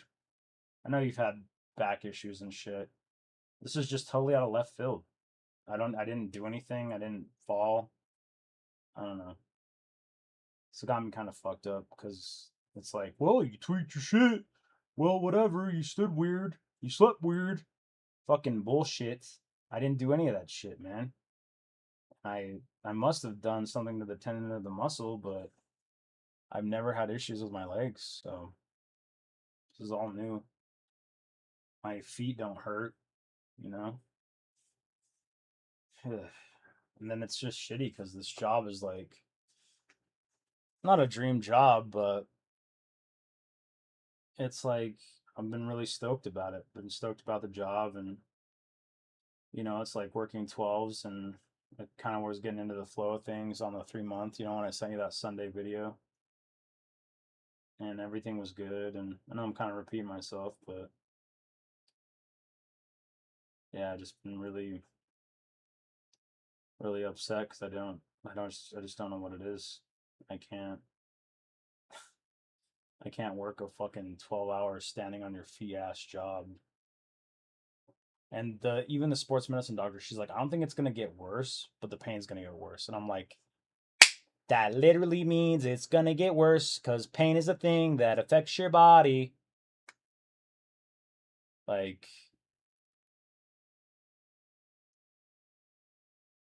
yeah. I worked one day last week and then I got up and it was so stiff because I had used it, and I guess that tendon in the back was like. But dude, that's the thing, is I would have gotten hurt at work if this was a thing months ago. Everybody would have been clowning on me like, haha, Levi can't handle this fucking job. Fucking sucker ass bitch, haha. 1 month and he gets hurt, but like I've fallen into the pattern of just being able to do the job. And then random, it wasn't even coming off a day of work. It was like just a random ass, like woke up and couldn't put weight on it. And say just like, yeah, it's happened to me. I've had it happen to me where I've like, it was really bad and my leg hurt, but then it just goes away. And I'm hoping that that happens, but just doctors, dude, it just takes time. All the fucking MRIs and seeing the doctor, and seems like a good lady, but they fitted me for the brace and it helps walking, but now I'm just gimping everywhere. And even like Griffin was joking. He was joking, so I didn't take it like to heart, but he's like, what if you're gonna be one of those unks, bro, that just has to wear a fucking knee brace all the time? And I'm like, not yet, man. I don't mind doctor visits, honestly, but like, I just want to know what's going on. I was kind of laughing, like, if it's gout, then I need to change my diet fucking like right now because I eat so much meat and I don't fucking. Everything that we were reading about gout and like Discord was shit that I eat, like, um, over, uh, what's the word? Damn it, I can't think of the word. Processed foods, meat, you know, soda, like all the things that are bad for me that I eat all the time. Sugar can cause gout. And I'm like, fuck, is it gout? Because the Instacare lady was like, it's looking like it's something like gout. And I'm like, I don't have any history of gout in my family. They tested for gout, they tested my blood, and nothing came up. And then they did x-rays and they're like, nothing, it didn't show any broken bone. But I guess tendons and muscles show up in MRIs. Something's gonna show up because the muscle in the back of my, like, that shit is just insane, dude. It's like, I got some tree trunk ass legs, but it's like, what the fuck is going on, dude? This is so random. And this was the knee that was giving me trouble in Bellingham. This one. But this one's the one that does it. It makes no fucking sense. This was the good one. This was the chosen one. The Eddie Murphy golden child, dude. This was the one. And this is the one that fucks up. It seems so random. And then there's this point system at work, right? And after 12 points, you get fired. This is after your 90 days. And they consider an event 2 points. So if you have to call out and you get a doctor's note and you have like 4 days where you called out, an event would be 2 points. So if it's not that, it's 2 points per day. And my boss is like, way chill, but there's like a couple other bosses that just recently are above him. And he's like, yeah, it's going to be 2 points actually per day for when I had food poisoning. That's 6 points, dude. That's halfway to being fired after doing everything I should be doing 6 months. Like, bro, if they want to make a motherfucker go postal, I don't know. And I was talking to Sage about this. I'm like, that's just gonna, like, what is this, like, getting ahead in life, and then you're ultimately just shot back the fuck down? It's gonna make me insane, dude. I don't know. But I'm gonna get a doctor's note, and it'll be 2 points. So, and for what? A succulent Chinese knee? But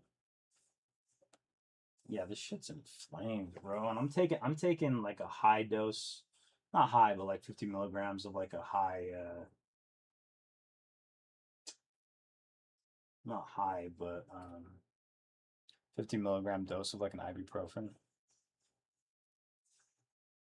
And then I was talking to this guy I work with, this Indian dude, and I confirmed it with my boss.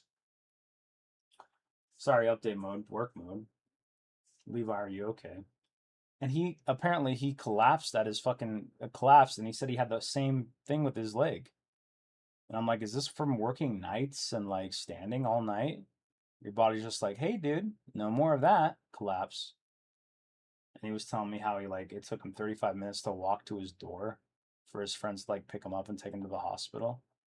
And I'm like, holy shit, dude. And it's like the same thing. He had the same thing happen where it was his back of his leg, his knee, and this is a small Indian dude. He's like 5 foot flat and like maybe 100 pounds wet. And he comes up to me, and he's heavy in the Indian accent, so he's kind of hard to explain or to explain, kind of hard to understand. But he was telling me the same shit, and I was like, "What are you telling me right now, man? Are you saying that you had the same thing?" And he's like, "Yeah." And this guy works like overtime and he, like never misses a day and shit. And I'm like, was I just pushing it too hard or? But that's the thing, man. Is like I haven't been doing anything. I have been just doing what I'm supposed to be doing. I'm going to work and maybe drinking a little bit too much Powerade, but I'm trying to drink water and I'm trying to feel my body, and I'm resting a lot. Like I'm sleeping like 8 to 9 straight hours on the days that I work.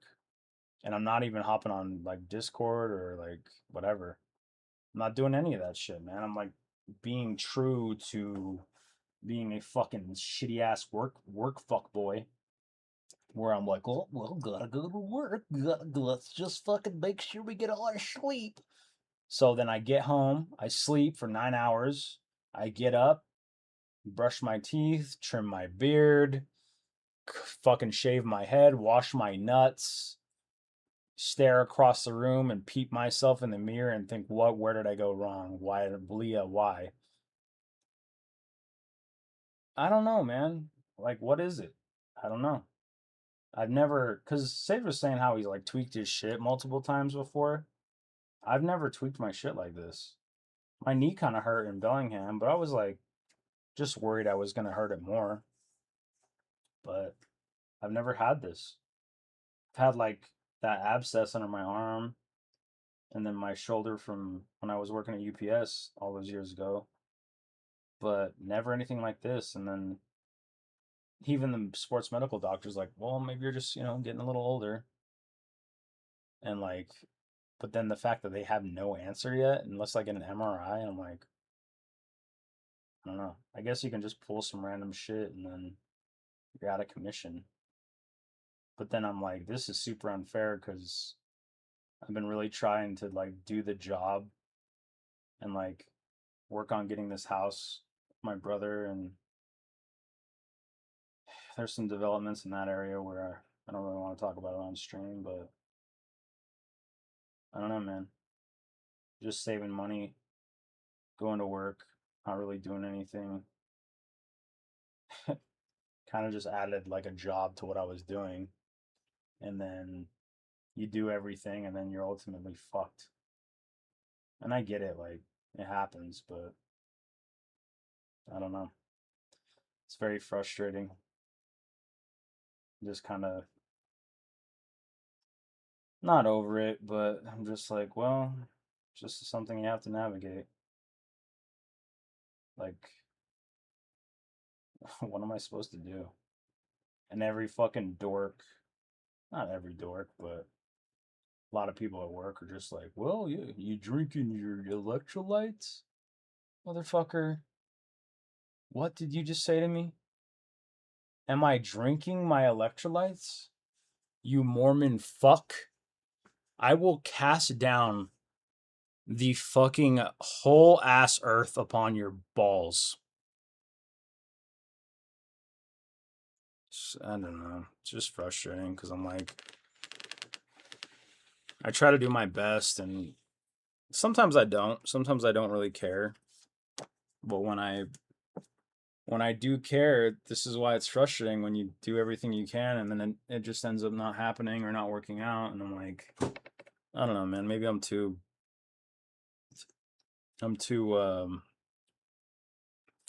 sensitive, I guess, because it makes me just be like, well, all right, I guess I'm gonna try to do light duty at work for however long, and then everyone at work's gonna just be like, oh, light duty Levi, which who gives a fuck? But also just like, dude, I can't control when this shit happens. Like, I don't know, dude, and I don't have any answers for it. And then when I'm met with like, there's a couple people that really care, my boss being one of them. He's like a chill ass dude. And then he's like, oh yeah, this happened. Sorry, man, we're gonna have to give you 6 points. Like it's like policy. And I'm like, how the fuck am I supposed to navigate this, dude? 6 points? 6 out of 12. That's halfway to getting fired. 6 points on a point system. It's like this is why these motherfuckers can't keep motherfuckers. This is why. I mean, what? It doesn't make any sense, but it's like I'm coming to terms with the fact that the world's unfair. And I'm like, oh shit. I guess I haven't been in the world for a while. The world's pretty unfair. I don't blame anybody. I can't blame anybody. It just seems like that's how it is. If the MRI doesn't have results, then what the hell do you do? If the MRI doesn't have results, then I don't know where you go from there. I probably would just try to look up like stretching exercises that I can do for my knee. I haven't been trying to push it because we don't know what's wrong. And I kind of just want to like, not baby it, but just put on the brace and walk not that feels comfortable, but like, I'm walking up the stairs now, but I can't fully bend my knee. Like I can't go, it starts to hurt like right there. Like right there starts to hurt. And this one is fully like, you can torque that bitch down like, yeah. But I'm worried also about just using this leg as my main leg too much and then causing this to have issues. I don't know, man. When it rains, it pours. And I'm not a light guy either. I'm like 215 on a good day, so on some Bo Belmont shit. But there's nothing I can really do. I'm not gonna play the universe sucks, dude. Fuck, bruh. But I'm kind of feeling that way. Sage gave me a build for my Warlock to switch up my Warlock build. And we were talking in chat last night. And I told him, I was like, because it was a really good build. And he made me like super more effective in Diablo. Because my build wasn't really that good, like single target damage, or wasn't really pushing good damage. And I was talking to Sage about the same thing. And I told him, I was like, hey man, not to be crazy, but this is like the best thing that's happened to me all week. And I kind of felt, then your message, and I was like, everybody's got shit going on, man. What was Kelly's leg thing? Did he actually have a moment that made it worse? Or what was it? Unexpected? No, his was pushing carts, and he like hurt the bridge of his foot. But yeah, we were talking about that philosophy, man, of just, you got to find those little things, dude. I can't just wake up and I can't wake up and just look at the world and see like all the horrible things going on, and in my like little slice of life, dude, they just built like an ice facility right next to my work. Like a huge ice facility. And I'm like, bro, I'm not trying to live here, man. Am I really trying to live in this fuck ass place? Like, no, dude. I'm not doing that shit. Is that how I meet my wife? Escaping? Helping her escape from the ice fucking facility? My little Spanish hyena? Like, on the way home from work, I'm just like, what the fuck is the world, dude? Like, I don't know. There's things I got issues with, but then I'm like, even in my direct world, I'm like, oh shit, dude. I couldn't even wash myself in the shower because my knee hurt so bad. I'm only 36 years old, but what is a motherfucker to do? I hope it'll get better. Like I have faith, but just was a little down in the dumps, man. Kind of guess that's life, right? Jake Valleys and Brent Peaks. But I'll get through it. It'll be okay. Not the most super positive guy, but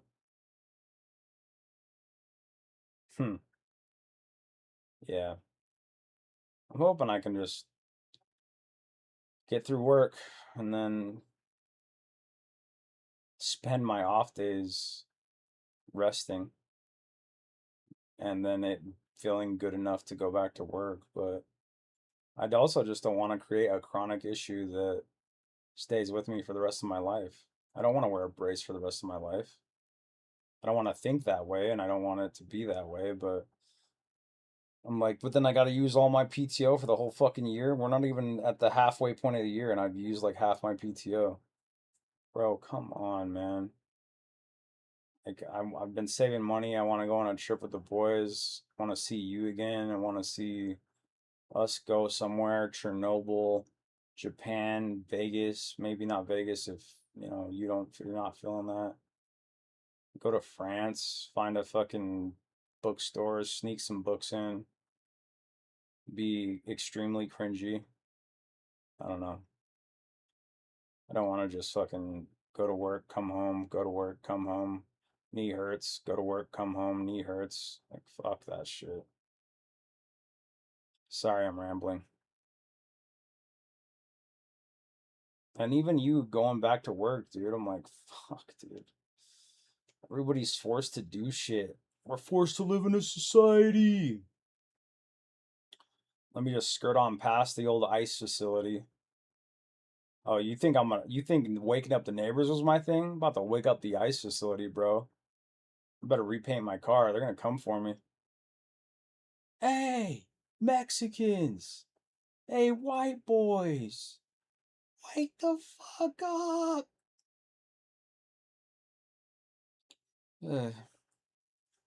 Alright. I will be reading again. I got like a few days until I gotta go to work, so. Running out of pills, too. How many do I got? Take them once every 6 hours. I got some pills left. I'm gonna have to get a refill maybe soon, though. I'd like a refill, please. One refill for my knee. Look, it looks like a baby's head. Well, tell me one thing, mister. You get a refill if you answer this question. Is Annie okay?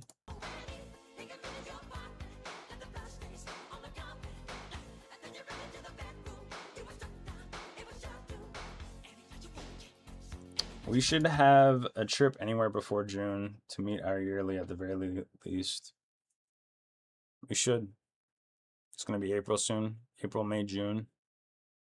Yeah. We'll see where this knee thing gets me. But even if I fucking have to hobble around, dude. Whatever. I'll bring my cane.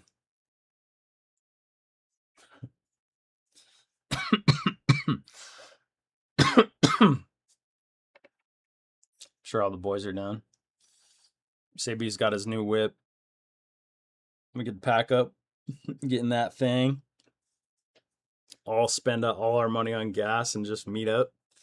and go to the Grand Canyon and push me off the edge.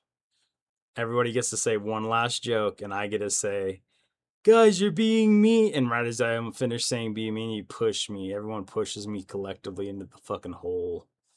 And I'm like, and you're like, oh, he fell. Oh, he fell. And this Japanese tourist is like, he didn't fall. Here's 8K footage of them pushing him. And you all go to jail. And I laugh as a ghost. I laugh. Because that was my plan all along. That Japanese guy, Jonathan Balkan, he's not even Japanese. All right. Thanks for watching.